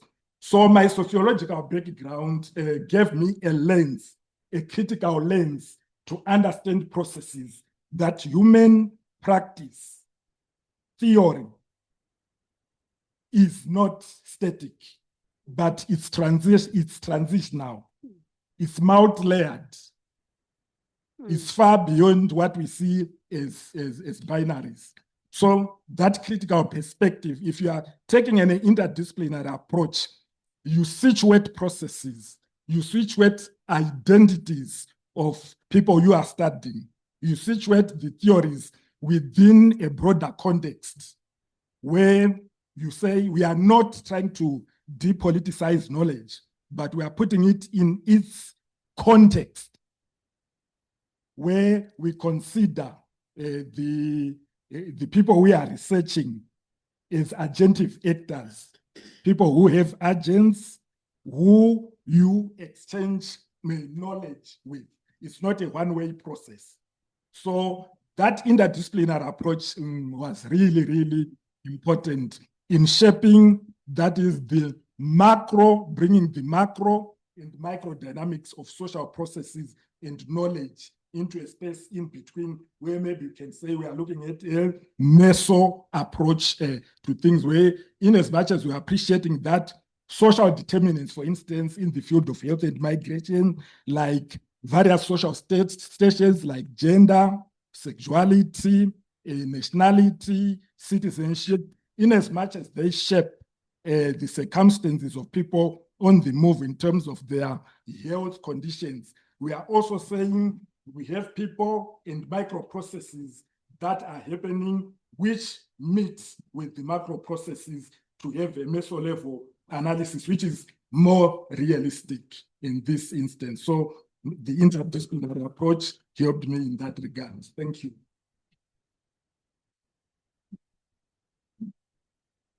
Thank you, Wellington. And I just remind you about that language of like meso, right? And thinking about that as a important space, and the whole kind of in betwixt and in between those languages that I quite like, about those hidden, through your approaches, trying to make sense of those often hidden areas of exchange and engagement and speech, and how sociology for you has assisted you in sort of sense making around those spaces. So thank you. I'm going to hand next to Anuj, who was smiling at me too. Just wondering, because I've had the most space to talk, so maybe Becky and I can come here.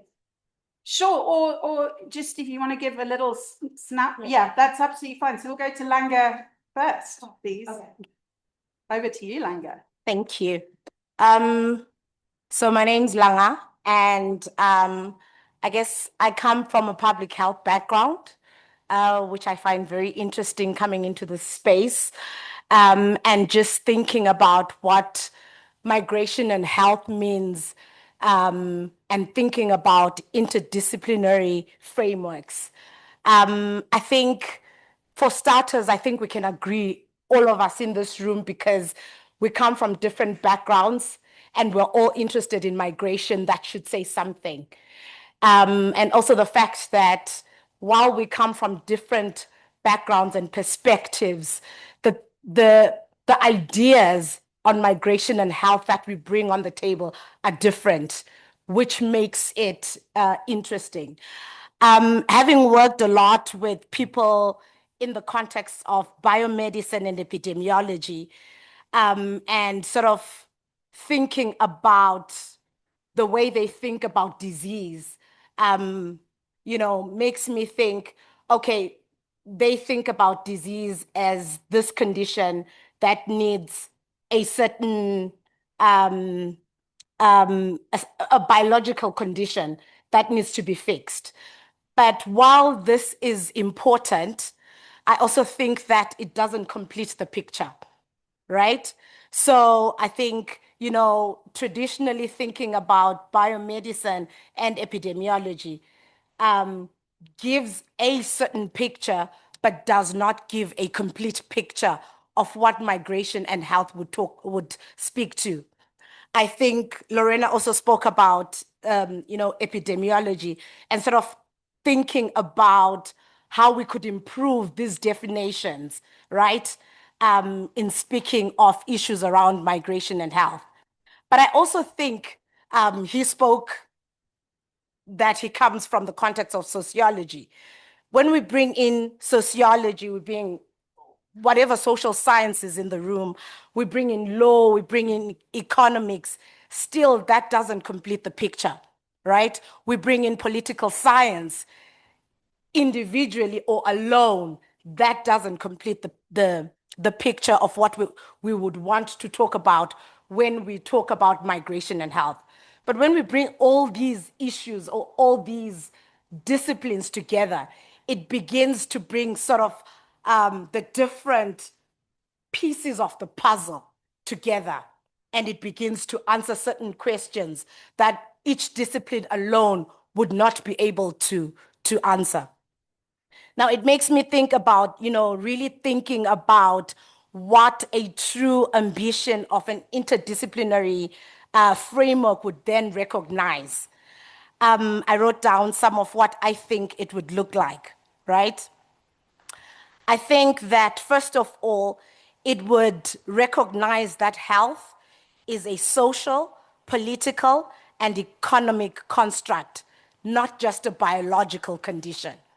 When we begin to answer that and unpack that, it allows each discipline to bring in that piece of the puzzle that forms the whole puzzle. It also speaks about migration. And I think Anuj spoke about that earlier in her presentation, that migration is not just the movement of people, but it is shaped by different histories of colonialization, inequalities, the environment crisis, wars, and other different factors, right? It also speaks to issues around policies and institutions, and what does this look like across borders. It influences who moves. I think she also touched around that. So who's moving and why are they moving, right? Who stays in a particular context and who thrives in that particular context. I think somebody also spoke about that in their earlier presentation, how, healthy migrants are moving. And when they get to a particular place, how is their health? Does it improve or does it deteriorate? And this policy and institutions that actually determine who moves, who stays, and who thrives really speaks to that. I think that's all I have to add today. Thank you. Thanks, Langa. I love how you say that's all I've got to add, as though somehow there's sort of incidental input. Thank you very much. And I think this reminder of the ways in which different people, disciplines, etc., may conceptualize the idea of health, right? And in a way, we haven't really spoken to that. We've assumed that we all, understand health in the same way. I know that many in the room do, but as somebody who started off as a biology undergrad and became a genetics honors student who was then going to study parasitology, I definitely was trained to understand health in a different way, right? And coming into things in different spaces and through different journeys, we do start understanding things differently. And it's a question of whose job is it to co-opt whom, and that's what I want us to be thinking of. So thanks, Lenga. Over to Anuj, and then we'll come to Becky. Okay. Can people hear me? Thank you. I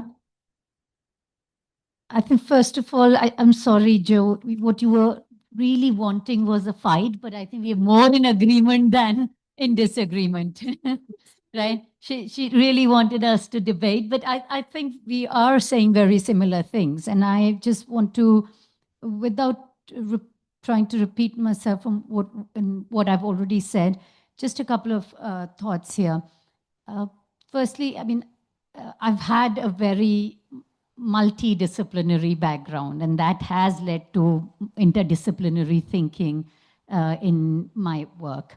Again, like Joe mentioned, biology, botany honors, then a sociology and a public health degree. So it is a mix of several different disciplines, if we can call each of these a separate discipline. I think the problem is not with sticking with one's discipline. I think it is the disciplinary hegemony that we struggle with in areas like public health, right? I completely agree with Suraj, what you were saying, that the idea of health and medicine was very much to go to the origin. So it was very much to think about the causes of causes. And thank you for raising this, the determinants versus determination. The intersectionality infographic, it was too cluttered for that, but that talk also talks a lot about the idea of moving beyond just looking at risk factors and determinants to really talk about processes through which these disadvantages and oppressions get played out into on our bodies and on our relations in the society. So I think the problem has been with disciplinary hegemony, where we see in public health, for example, a lot of emphasis on epidemiology, which is, a lot of which is restricting to either biological factors, or when looking at social factors, only describing the risks and how those are distributed. Equally, I would say that each discipline is advancing in most beautiful ways and evolving and strengthening its own approaches. So while I talked about the 4 kinds of different trainings that I've had, but I also work with anthropological methods, predominantly with ethnography, participatory action research, set in feminist critical discourse analysis, do a political economy analysis of the issues that we're studying. So I feel each of these disciplines offer a lot. So even in epidemiology, I think there is, and I've written this in a medical sociology textbook recently, on which the chapter on intersectionality, which talks about how intersectionality itself is being informed by so many different developments, and is at a point where we also see social epidemiology contributing quite immensely to the ways in which we capture the determination, like the mediation and pathway analysis that can be undertaken to explore what are the causes of what phenomenons that we are interested in and seeing. So I think that one of the main points I wanted to make was the disciplinary hegemony, and how do we counter that, right? And it doesn't mean that you have to be well-versed in all disciplines and have had the training, but I think these interdisciplinary dialogues and ensuring that we draw on, and this goes back to my PhD, which was actually in public-private partnerships and the discourse and the practice of PPPs in global health. And it forced me to look at economic theories of transaction cost economics, which I was really detesting and worried about engaging myself in. So, and then looking at institutional analysis from a political science framing and looking at political economy analysis. So I think each discipline has its own strength, which we must draw on to gauge that full picture. And how we do it, and I come back to the point, and thank you, Lauren, for starting with this from a global Southern perspective. And that's the points that you raise are exactly what I've been writing about in this book. But the point I also want to make is engaging communities and engaging people. I think regardless of which discipline we choose to go with, hearing the voices of those who are affected. And I think by now we've evolved as a species to embrace decolonial methodologies, to not be extractive in the kind of development research that used to happen in 70s, 80s. So it is really about our practices of what we are giving back. And what we are giving back, whether we are engaging facility providers, service providers, or planners, or communities who are disadvantaged or at the margins, or communities at large, is going beyond just the critical thinking, but critical consciousness. And that comes also from interrogating our own role as researchers, as our own positions of power, of privilege, as well as oppression, and ensuring that the team we are engaging in is also aware of these distinctive privileges. I think Suraj gave some wonderful examples. Two come to my mind in terms of one with the hat of being in WHO committees and gender advisory panel for the last 6 years, and then co-chairing it for the last 2 years. Again, how we've used these policy spaces, not potentially as an activist, and you're right, in the multiple hats we wear and the kind of roles we play, in advocating that syndemic, intersectional, and justice-oriented approaches in all the work that we were advising on. And we are at a stage where the future strategy for sexual reproductive health all incorporates intersectionality and syndemic lens and a lens of precarity as well. The second thing that comes to my mind is in our environments as in higher education. And that's been the other sort of area that as an activist, it's difficult to continue doing research and not change the structures and institutions within which we are doing research. So that is where the sort of activist approach would be, to also start thinking of how we reform these processes. This emerged from the advanced higher education, where also in the context of the Black Lives Matter movement, that there was a whole tide or a slight momentum in looking at aspects of racism, aspects of sexism aspects of racism in higher education. And that is when we utilize the opportunity, and I introduced this intersectionality framing, developed a framework with students there, and also a tool, and we were talking about it in the break, around the power privilege tool and the power privilege walk, which some of you who have done the modules have gone through, where we begin to start interrogating in classroom how the power is distributed in classroom, and what does it mean for education in these environments, who gains and who has access to education, but not looking at it from a cross-sectional perspective, right? Not looking at it here and now, but looking at the cumulative disadvantage or privilege that you come to the class with. So going back to family circumstance, going back to family education, going back to the context where you are representing. So I think just to add to the discussion is the point about how we change our environments and ensure that both individuals or our research communities, stakeholders who we are engaging with, are not just thinking about the problem critically, but also reflecting on the power which impacts on to what extent the problem solutions will be responsive to communities that are most at risk and most vulnerable. Thank you. Thanks, Anuj, and thanks in particular, I think, for reminding us of the ways that different forms of sort of academic lives and praxis and the ways in which we approach our work influence the ways in which we do, don't, can, won't be part of different movements. And I think the language of visibility in those movements is something important to reflect on. Is, you know, in some ways, are we all, you know, we can all be involved in advocacy through the work we're doing, but we might not be visible, right? And kind of what that means, and the ways in which some of us can shape shift is different to the ways others can.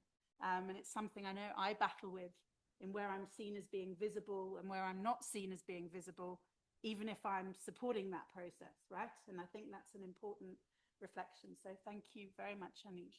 Becky. So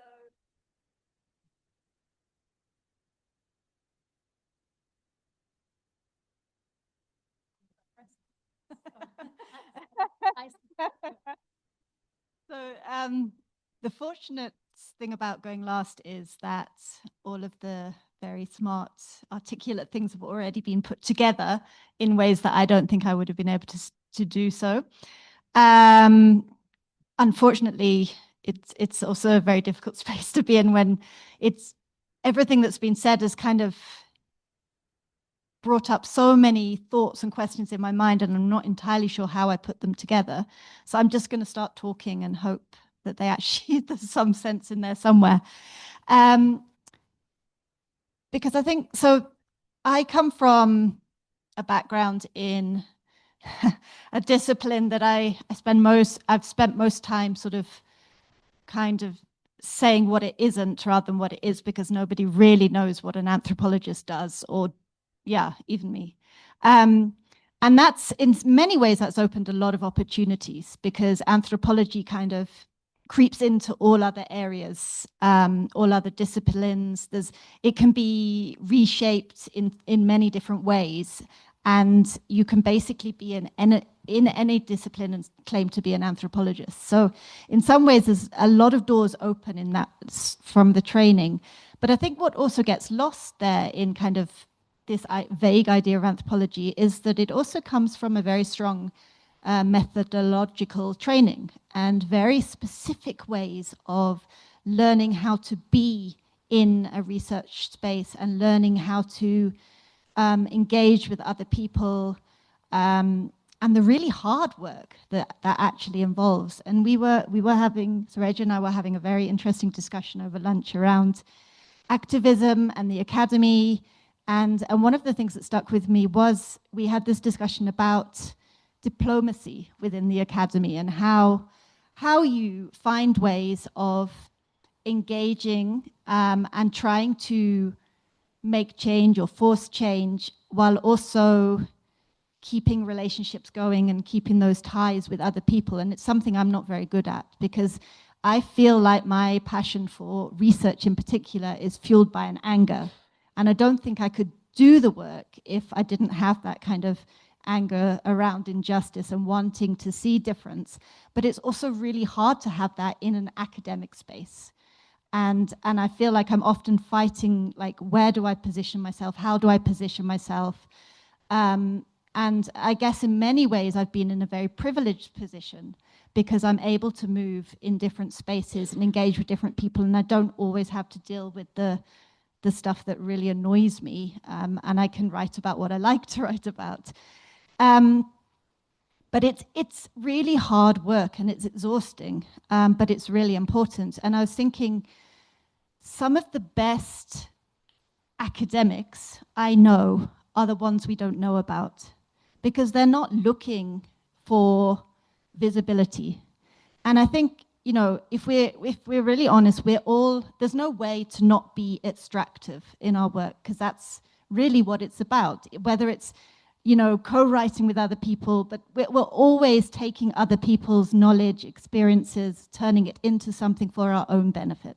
Whether that's publishing, whether that's, you know, for some climbing the ladder in their careers, or if it's to share with students, you're still taking something. So I think part of that is just acknowledging that and putting it on the table, but also recognizing that some of the people who are doing the really deep academic work are the people that are hidden from us. And they're hidden because they don't want visibility. And they're getting on quietly, changing the spaces they're working in, fighting for change, and doing it in a way that I don't think you always can do as an academic. And I hope that you're all still with me, because I kind of all over the place. But I think one of the things that struck me this morning when we were first together talking about migration and health, I couldn't get it out of my mind, and I don't know where it came from, but it was this thing about the politics of visibility and care, and how that's often erased through migration governance. And, you know, Anuj was talking about structural violence and this kind of the violence of neglect. And I think, you know, one of the starkest expressions of injustices is that migrants are seen as subjects or as seen as bodies. And I think the image that I kept having this morning was, you know, what makes an impact on us is when is thinking about dead migrants, which sounds terrible. But if you think about the stories or the discussions that seem to sway us, it's that image of the little boy that was washed up in, on the Turkish coast, like, you know, and that the image was powerful in itself, but it was the fact that, you know, this was a life that was gone. So we talk about migration in crisis, we talk about migration when it triggers, you know, a kind of compassionate response, but then what about all the other stuff that comes before that, and the lives that carry on, and the people that are trying to kind of keep moving forward? So it's kind of, I don't think I can tie this up in any way, but it's about this kind of the moral work that's within what you do as well. And sort of a last thought is, you know, I came to South Africa, started initially working with the Center for Indian Studies when I was trying to tie together my work in Sri Lanka with work in South Africa. And then Joe pulled me into ACMS. and my first collaborative work that I was doing with Joe was with migrant sex workers. And I remember sort of working within the space of migrant sex workers and working on the sort of the fight for decriminalization for sex work, sort of, trying to find out how you build this evidence base, how you can use sort of, a kind of academically informed approach to try, to try and really show the importance of understanding the impact on health and putting the health lens around sex work. And then realizing, in a lot of these spaces where sex work is debated or decrim is debated, none of that's relevant because it's such an emotive, moralized topic that kind of cuts over all of it. And I remember being in a parliamentary space in Cape Town where, all these different inputs were being given around decriminalization. And as soon as somebody brought out a victim of trafficking, the debate was gone. That was it. Because any of the hard work or whatever, all the sex workers who were speaking about their own lives and, arguing that it's nothing about us without us, were erased immediately by this by this kind of victimization. And that was, and I think that's still why we don't have decrim. And it very much rests on this issue of trafficking, which is again, takes us back to that kind of visible element of migration and the violence of migration that people focus on, and then the stuff that gets ignored. And that's not to say there isn't a space for kind of building an evidence base. And even now, we're trying to put together a case to show methodologically that the arguments around keeping sex work criminalized don't make sense, because the arguments that are put forward aren't based on sound methodological studies. They're based on conflation of trafficking and sex work. They're based on assuming, all migrant women have been coerced across borders. So there is an argument to be made there, but it's really hard work to kind of put that argument forward when you have these very powerful arguments that are based on the kind of people's moralized ideas about those subjects. And I have a feeling there's a lot of very confusing things I've just said, but it's all my little bits of writing on paper here that I've just kind of spouted at you. So I hope there's some relevance to that and some coherence. And if there isn't, then sorry about that.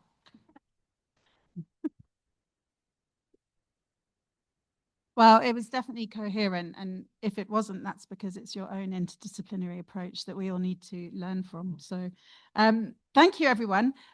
Before we open it up, based on what we've heard, does anybody want to kick us off up here on any thoughts? I mean, I do sadly, I mean, I like agreeing with Anuj, but I do sadly agree with you that there wasn't enough of a fight, which in a way I think also goes to show how something I've been thinking about a lot lately is kind of our own communities within the world of research and the world we're involved in. And actually, whilst we might all come from different backgrounds or approaches, ultimately we work with people and engage with people whose politics align with our own in some way, right? So I guess in a way I shouldn't be surprised that I should have thought to have invited some of my less friendly colleagues, perhaps, or those who perceive the world of health research as something incredibly different. And that's something I'm not sure about others in interdisciplinary spaces, that I find I have to fight quite hard for people to see that health is this political challenge, and that it's not only about sort of how do we improve child health and vaccinations, right? And it's interesting as people come into this space. But does anyone want to reflect?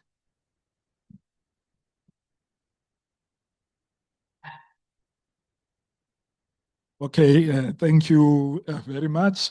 Having listened to the deliberations by the panel on interdisciplinary approaches, I have a major question or a bone of contention that arises from the deliberations.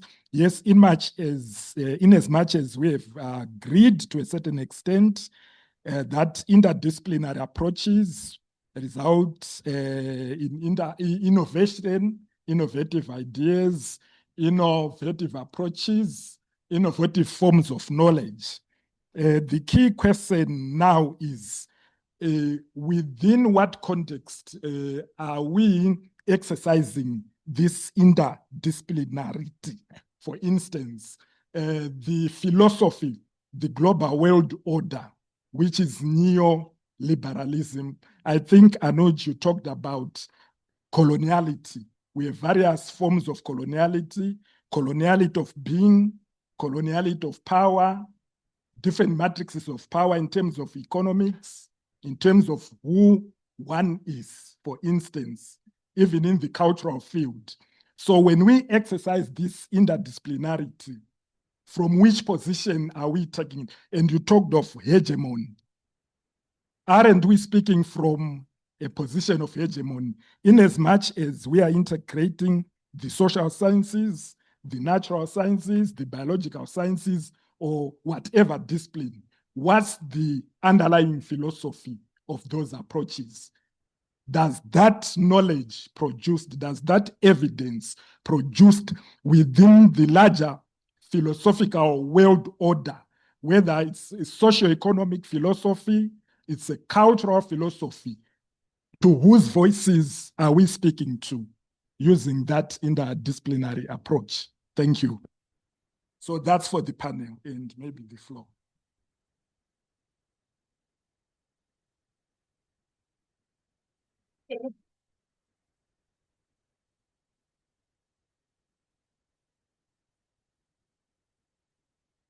I may have not understood the question well, right? But so do correct me.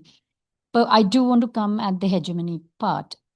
I think when you're moving across disciplines, you are moving across discipline with the understanding that one particular approach or disciplinary approach cannot be superior. And that is when you're saying breaking the hegemony of with one discipline. Now, public health is also a whole thing of practice, right? Within public health, there have also been multiple disciplines informing it.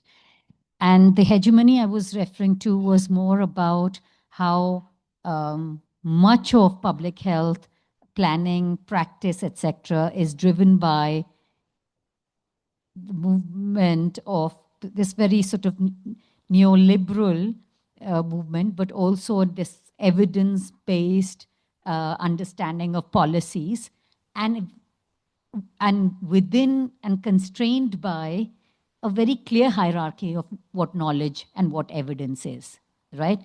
So if you say that the best ways to understand knowledge or understand effectiveness is randomized control trials, and best ways to understand the burden of ill health or vulnerabilities in ill health, the risks and determinants is epidemiology, the most sort of functionalist epidemiology that is mainstream epidemiology in public health, then I think that's a matter of hegemony. And that is coming from a point where we are treating all other ways of understanding and knowing the epistemes as inferior. And when we start breaking that hegemony, then we go to different methods, approaches, tools, and voices, right? And that is the point around the hegemony. It could be from multiple lenses. I mean, and I completely agree with you that we are operating in a extremely neoliberal context and construct, and that also impacts on how research and academies are evolving, right? So while we are all in favor of interdisciplinarity, we know the premium or lack of premium placed on working across departments, right, in our own institutions, because where is the money flowing? Who is benefiting from writing a paper? So there is and now you see, and it's just such a confusing and complex space, especially, I mean, with the new changes coming to the research excellence framework, where suddenly we are hearing academics who had never engaged users now talking about user involvement because the ref frameworks has identified one criteria is of engaging communities. So suddenly, because people want to demonstrate impact of research in that manner, they're beginning to do that.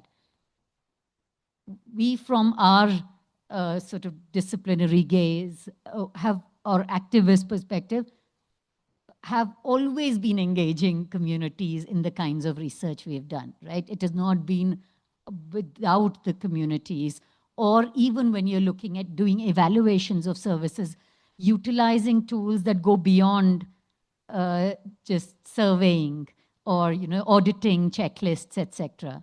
We're also looking at, for example, one most recent evaluation of early years interventions that I was doing. We did participatory action work and photo voice with midwives and health visitors for them to review their own practices and identify barriers in achieving the desired goals from the program perspective. And what emerged was a fascinating insight into commercial determinants and determination of health from midwives and health visitors themselves. But they often, and many journals continue to not be able to publish visuals as visual evidence, right? Or do not see legislative theater and forum theater as part of a method that could engage communities or other stakeholders in documenting experiences, evaluating evidence. So it is, I think the struggle is those kinds of methodological tools, the ways in which the hierarchy of evidence, the ways of knowing that are prioritized over all others that we need to fight. So yeah, not really countering what you say, but just expanding on those ideas. If I could just add. Quickly, there was a note from online saying voices are fading. Can you hear us okay at the moment? Pascali, I see you'd noted that. Oh, yes, thank you. I can hear clearly now. Thank you very much. Okay, thanks. It's late in the day, so I understand the voice are fading. No, I just want to echo what Anuj said, but also the basic principle of being humble, that we could be wrong and there are multiple truths. And I think there is also the sort of the meanings we attach to certain words. For example, when we talk about public health, all of a sudden, I think I said before, it's doctors and nurses.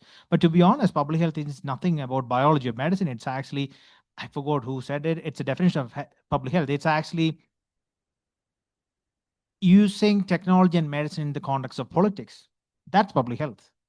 Take the example of COVID vaccine. We know it works well, but some people got access, some people didn't get access, some people got different kinds of vaccine. It has nothing to do with the vaccine or the technology, it's the politics that comes into play. But there is also truth that XY is, like I gave the example, I think during the break, the truth was that the earth is a flat piece of structure until somebody else proved it was not. Same way when it comes to the hegemony or the value we attach to certain methodology. In global health and public health, we often think quant is the king. Numbers, 1 is 1. What is there to discuss? Quality is just text, and it's like what somebody thinks and what somebody else thinks about what that person thinks, right? And then, but we seldom, because we assume that because we are talking 1 or 2 or 3 as a number is constant, it's the ultimate truth. But we forget that it's a researcher who chooses which questions to ask, which sampling strategy to use. Because there are different questionnaires that measure quality of life, starting from WHO to others. All sort of tend to speak of the same thing, but in a different way. And even the way we choose the analysis, which confounders we choose, we don't tend to discuss. So I come from a medical faculty. When you do quality research, yeah, it's okay, but it's not necessarily valuable. Also, the journals that publish qualitative article have less impact factor, which meaning less money for me if I publish there. So in then we are trying to driven over there. But on the other hand, I think, I don't know if it's actually the research question that chooses the method, or we know a method and I choose the research question that fits that. So I think we all have to sort of understand what is that I want to address. The bigger questions are always there, but what in that I want to address? How can it the best possible way? Often, now I'm throwing another word, mixed methods might be a way. Sometimes it's not. You don't have to do mixed method because that is popular. That's where I get the money. I understand we all need to pay the bill, but somewhere also we need to see like, what can I do? In the same thing with interdisciplinary and intersectionality as well. it makes sense in most of the context, but in some cases, maybe it's okay to approach on that one as part of a larger project, but combine and say that I'm humble enough to say that this is my research, this is the result, but it only says this much. And I think when I read a lot of these articles, especially the conclusion sections, that's one thing I always do. Read the research question, read the conclusion. It always goes beyond what is asked there and say, this is the promised land, just go and do it. But I think we have to be humble in saying that this is what we did and this is the little thing we know. So I think it's connected to hegemony, but also being humble in we could be wrong, but we are only presenting one picture. Comes from my understanding that we as human beings, we all are biased. Doesn't matter medicine or quant. Stop here. Thank you. Lorena, were you reaching? Yeah. I think that the kind of questions that we formulate are either confirming hegemony or challenging it. So research questions are not neutral. And there is then something that we can do to dismantle these apparently well-intended structures of working for the well-being of people when we formulate the questions that disclose the structures, the power structures that produce suffering, that produce sickness and distrust, and distrust that, I think there's this methodic distrust to formulate until you formulate the question that unveils the power structures. For me, that's a strategy to break away from hegemony. And I just can recall now, since you all were in Messina, my last trip to Messina a while ago, there was a whole research concern about gender-based violence with women that will cross the border through informal entrances, and therefore they will seek support in shelters. So the questions were formulated at the shelters. What is the care that you receive? Is this enough? What else is needed? How many women come here? How many might not come to the shelter? And I felt we were interrogating the problem at the veil end of the course, and we were not addressing the root causes, the mechanism, the patriarchy that was built, producing, forcing people to migrate in such a desperate conditions, not only patriarchy, capitalism, etc., etc. And we were then trying to assess the impact of the shelters without asking, and I'm not blaming us, I'm just saying, as we were doing that, I was asking myself, are we then looking at the very end of the persons that we want to really protect? What are the other questions that we are not formulating? So that's what I think we should be doing. Thanks, everyone. I'm going to open it up. I'm trying to watch like multiple screens here where I've got different people. But is there anybody online or in the room who'd like to comment, particularly thinking about colleagues who are currently perhaps training or about to be training or feel the work they're involved in comes from a more kind of singular space? Is there such a thing as a single discipline anymore? What do you feel about the ways in which people have been sharing their experiences of how we need to be thinking about research in the field of migration and health? Any thoughts, any challenges, thinking about your own work, your own practice, those of you who are more field-based, some of you are more academic, institutionally based. Any thoughts? Contributions? Good afternoon, colleagues. Sizwe Ntuli here. I've been very fascinated by the presentations that the speakers, different speakers have come through. I come from communities that have been so mute with regards to the services they receive from the government, be it migrants or just general communities. And my thought throughout this discussion has been, how do we then translate the research that we are seeing into action so that we can impact people's lives and people's experiences in the now? Because it looks like the political structures that are in place in society are not able to effect the change that people need. I just spoke to one of my friends recently that the issue of NHI should be perhaps be spearheaded by communities themselves.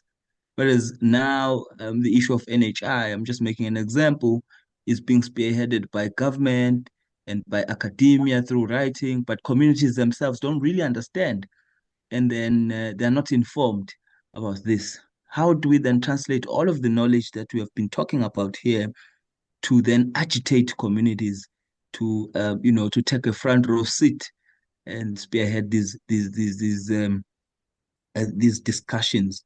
And I think that if we can translate the knowledge that we have here and we are witness to communities, perhaps we can start seeing some change through activism and mobilization, as one of our speakers have been saying.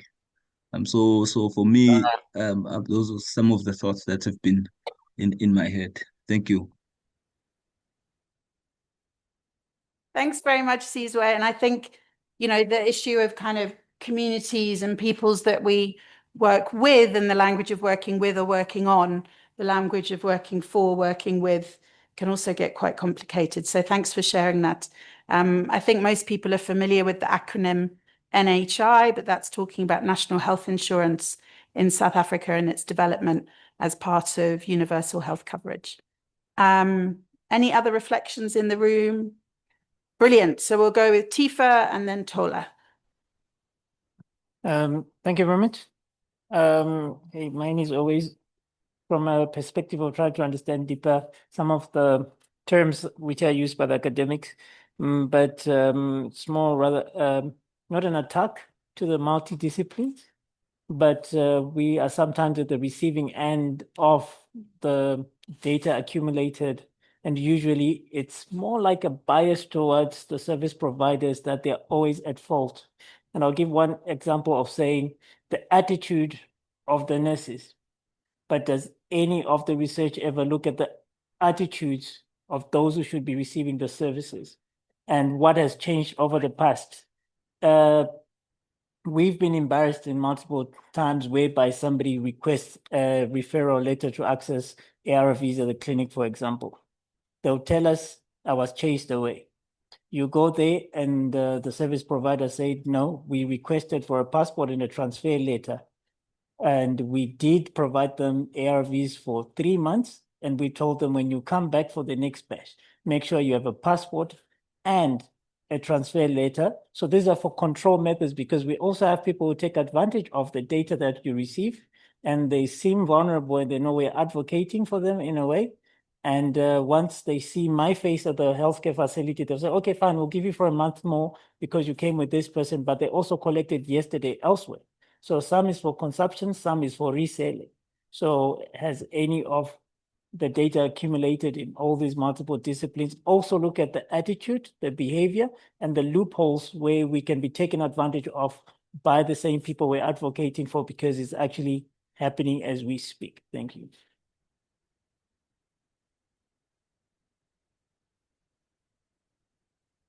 Okay, I'm from a journalism background, and I remember when I first joined ACMS during the orientation program, and we asked why you joined ACMS. I felt so lost because everyone was saying like very nice, clever things, and there I was just trying to, wiggle my way around. I didn't really know what I wanted to do. So in essence, from journalism and now migration and health, I don't know how I got here. And all I remember was that, along the line, I decided, okay, I'm a migrant. Yeah, I am. Let me do something on postpartum depression because I experienced it. Yeah, and Langa and Joe, they were my supervisors during honors. And that was how I started. And then as I progressed, as a newscaster, news reporter, a storyteller, I knew, okay, I want to tell stories, but now how do I fit it into the academic space and write like an academic? And my amazing supervisor, Dr. Becky, she patiently held my hand and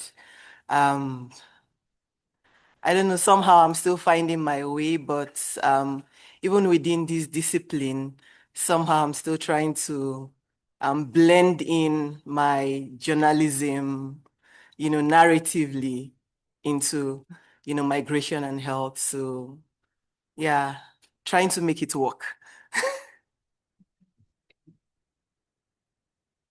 Thank you, Tola, and thanks for sharing. And I think both you and Tifa, in a way, are just reminding us of the messiness, right? That there is no simple, straightforward way.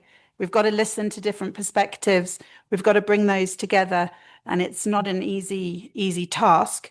Is there anyone else online that I might have missed? I don't see any hands, but if there is, please go ahead.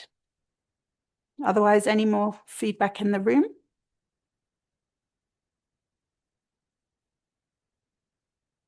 Okay, so what I'm going to do very quickly, and then we'll draw to a close, and there's obviously tea to have as we end.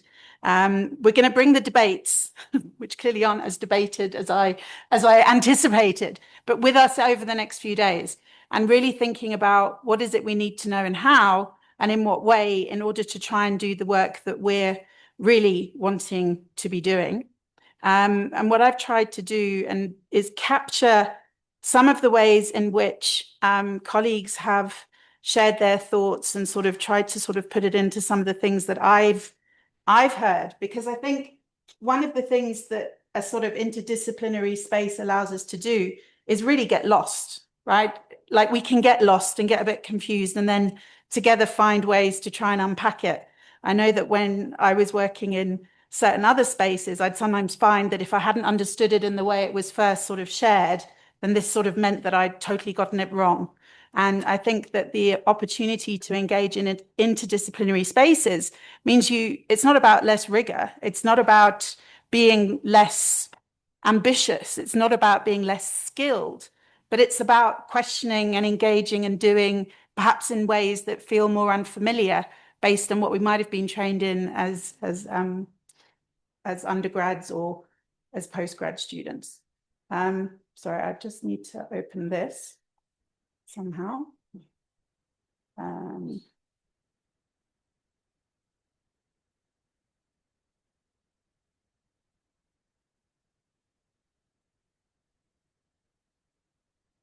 It's showing on my end. It's taking some time in the lab. I think it's just the wrong screen. Do I need to put it on a different screen? I don't know. But one of the things, and it's been mentioned by a few people, a group of us for part of the GEMS project, we've had a sort of 10-day period of engaging, which has been a very infrequent, and I'd say quite unusual opportunity to really spend time engaging and thinking about our work together. And one of the things we did was have the chance to go up to Messina. And those of you who know me know my obsessions with baobabs. And I feel, thanks, that's perfect, yeah. And I feel that in a way, when we think about kind of these interdisciplinary or these multidisciplinary or these different ways of thinking together, we all kind of come in at the ends, right, as these little, often quite dry, brittle, sort of like leftover, no fruit on us. I'm being honest, right? And then over time, we sort of come together and we find our little communities of practice, right? And then ideally, we become these big, exciting baobabs that you can kind of clamber around in and explore. And I think there is something about that I feel about the work I'm involved in, where you can feel like out on a limb, right? And then you have other moments where you're like, oh, this is really amazing. And sometimes it rains and you get fruit, but not all the time. But I do think there's something about the ways that people have spoken, I think everyone here, about their kind of journeys into where we're at, whether you've stayed through a disciplinary track, whether you've moved back in between. And I think Wellington, in a way, kind of, you've sort of buffered around that space, right? And it kind of gives you a very different perspective. Learning and being trained in one thing doesn't mean that 20 odd years later, you don't find yourself doing something completely different and perhaps working in a context that you swore you'd never work in. I was never going to do a PhD. I was never going to work at a university. You know, it's the evil ivory towers, and accidentally here I am. But I think that some of the kinds of comments and thoughts that people have brought up are the kinds of issues that I think all of us in different ways, and many of you I do know, some not as well as others, but I think this underpins much of our work and our practice, right? Are the kinds of things around politics, positioning, power, questioning whose power, whose voice, you know, where geopolitics plays. Do we say global south, global north, global majority, majority worlds, minority worlds? Who drew the map, which way round and why? But how do we, you know, interrupt and disrupt that? When I try and use a map that's a different kind of map, it causes too much confusion, right? So how much time do I have in my 10-minute input to explain why I've used a map that people believe is the wrong map?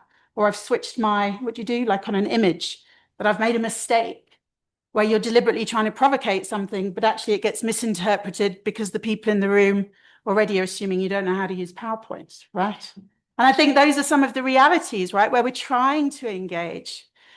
I think questions around, I mean, I'm really enjoying the language around determination of health, because I think it brings both, you know, what Anuj was talking about earlier with Lorena's points, with Sureja's river, but actually what everyone's been saying, this continuous process.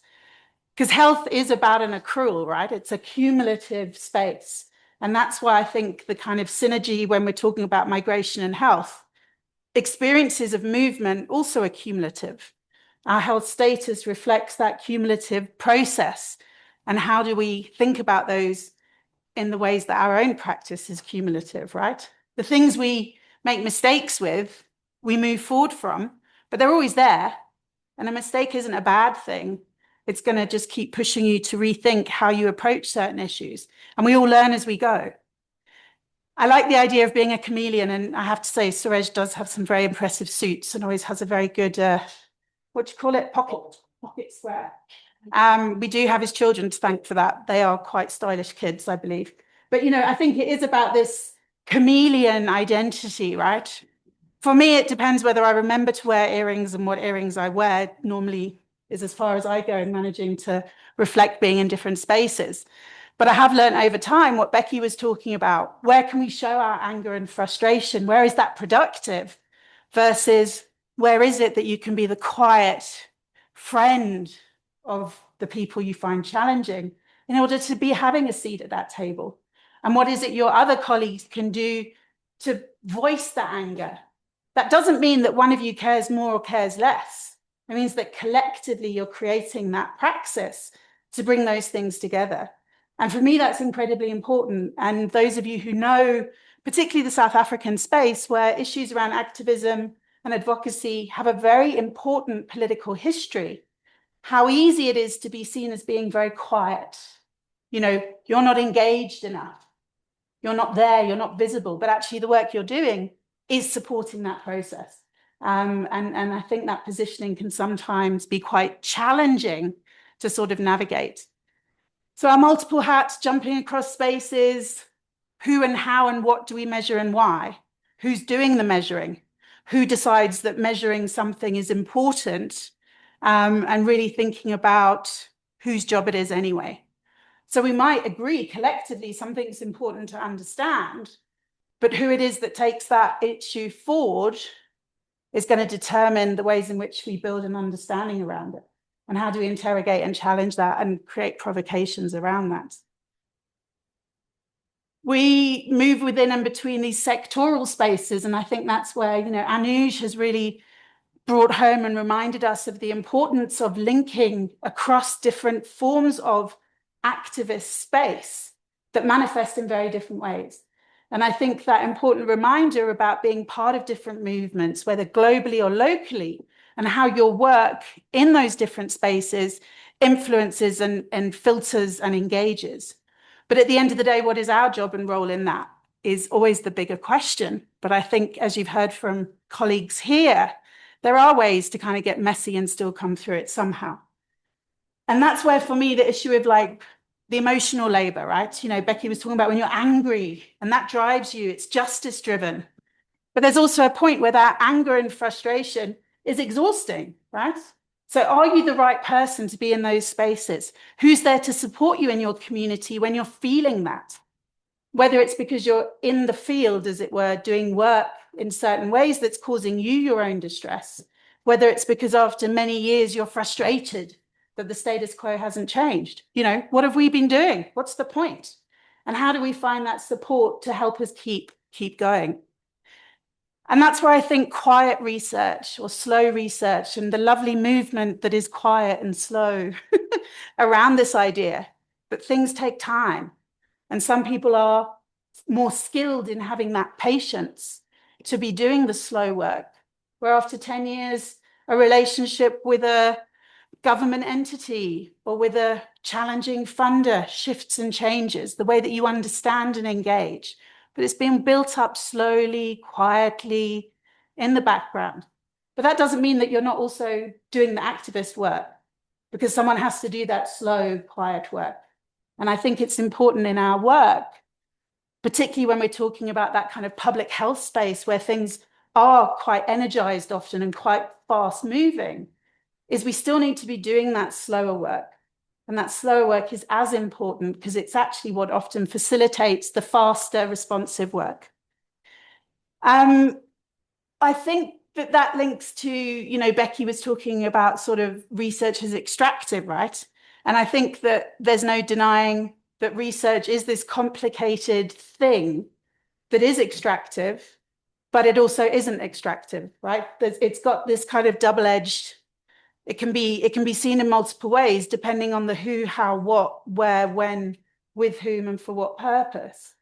And what does it mean to be extractive and take away versus being inclusive and engaged?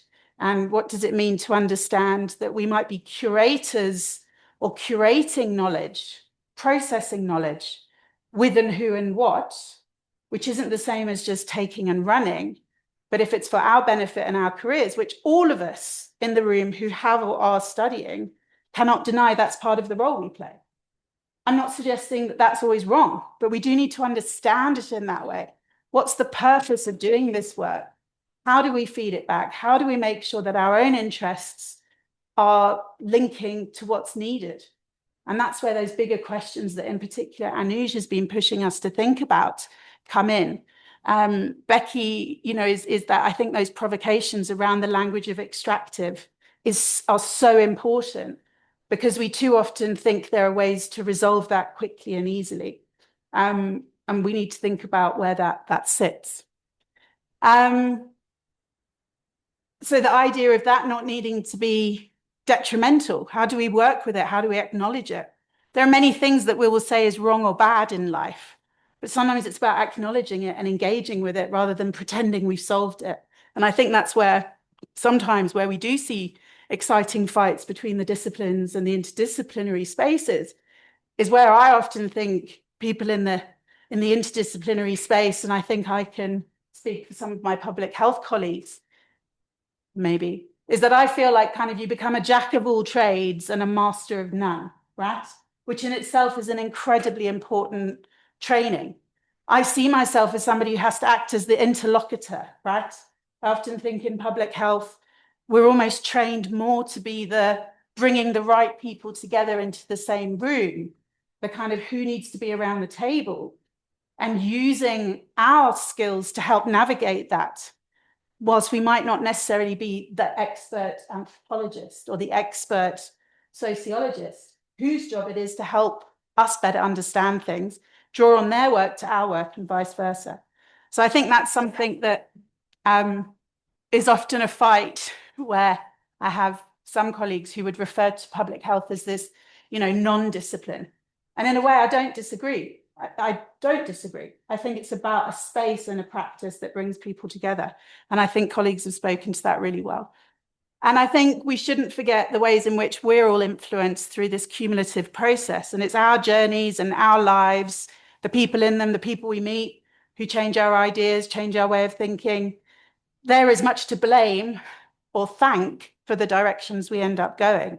And it can feel lonely and frustrating, but suddenly it does click at certain moments. And I think that that role in what it means for continuing and moving forward is incredibly important to think about. And I think that's where everyone in this room, we are a resource for each other in helping navigate some of those spaces. So yeah, I'm going to stop there, but I just want to say a huge thanks to a stellar panel and for all your contributions since this morning. And Nuj, unfortunately, has to leave us for the probably warmer climes, actually, of the UK, heat waving in the UK while we continue freezing. And the rest of us will continue. So we're going to finish a bit earlier, but there is tea, I believe. Tea's come in here. It's fresh tea. Is it? Yeah, thumbs up. Brilliant. So please help yourself, chat, engage, and we will be back here starting at 9 tomorrow. All of the slides are getting uploaded into that Google Drive. There's some resources for tomorrow that those that are enthusiastic. For those of you that don't have the time, don't worry. There's no expectation, but there's a short podcast you might enjoy thinking about issues of histories of global health that might help bring in some of the discussions from today with what we'll start with tomorrow. Well, thank you, everyone. And particular thanks to our colleagues online. I know it's not always easy, but thanks for your continued participation, and we'll see you tomorrow.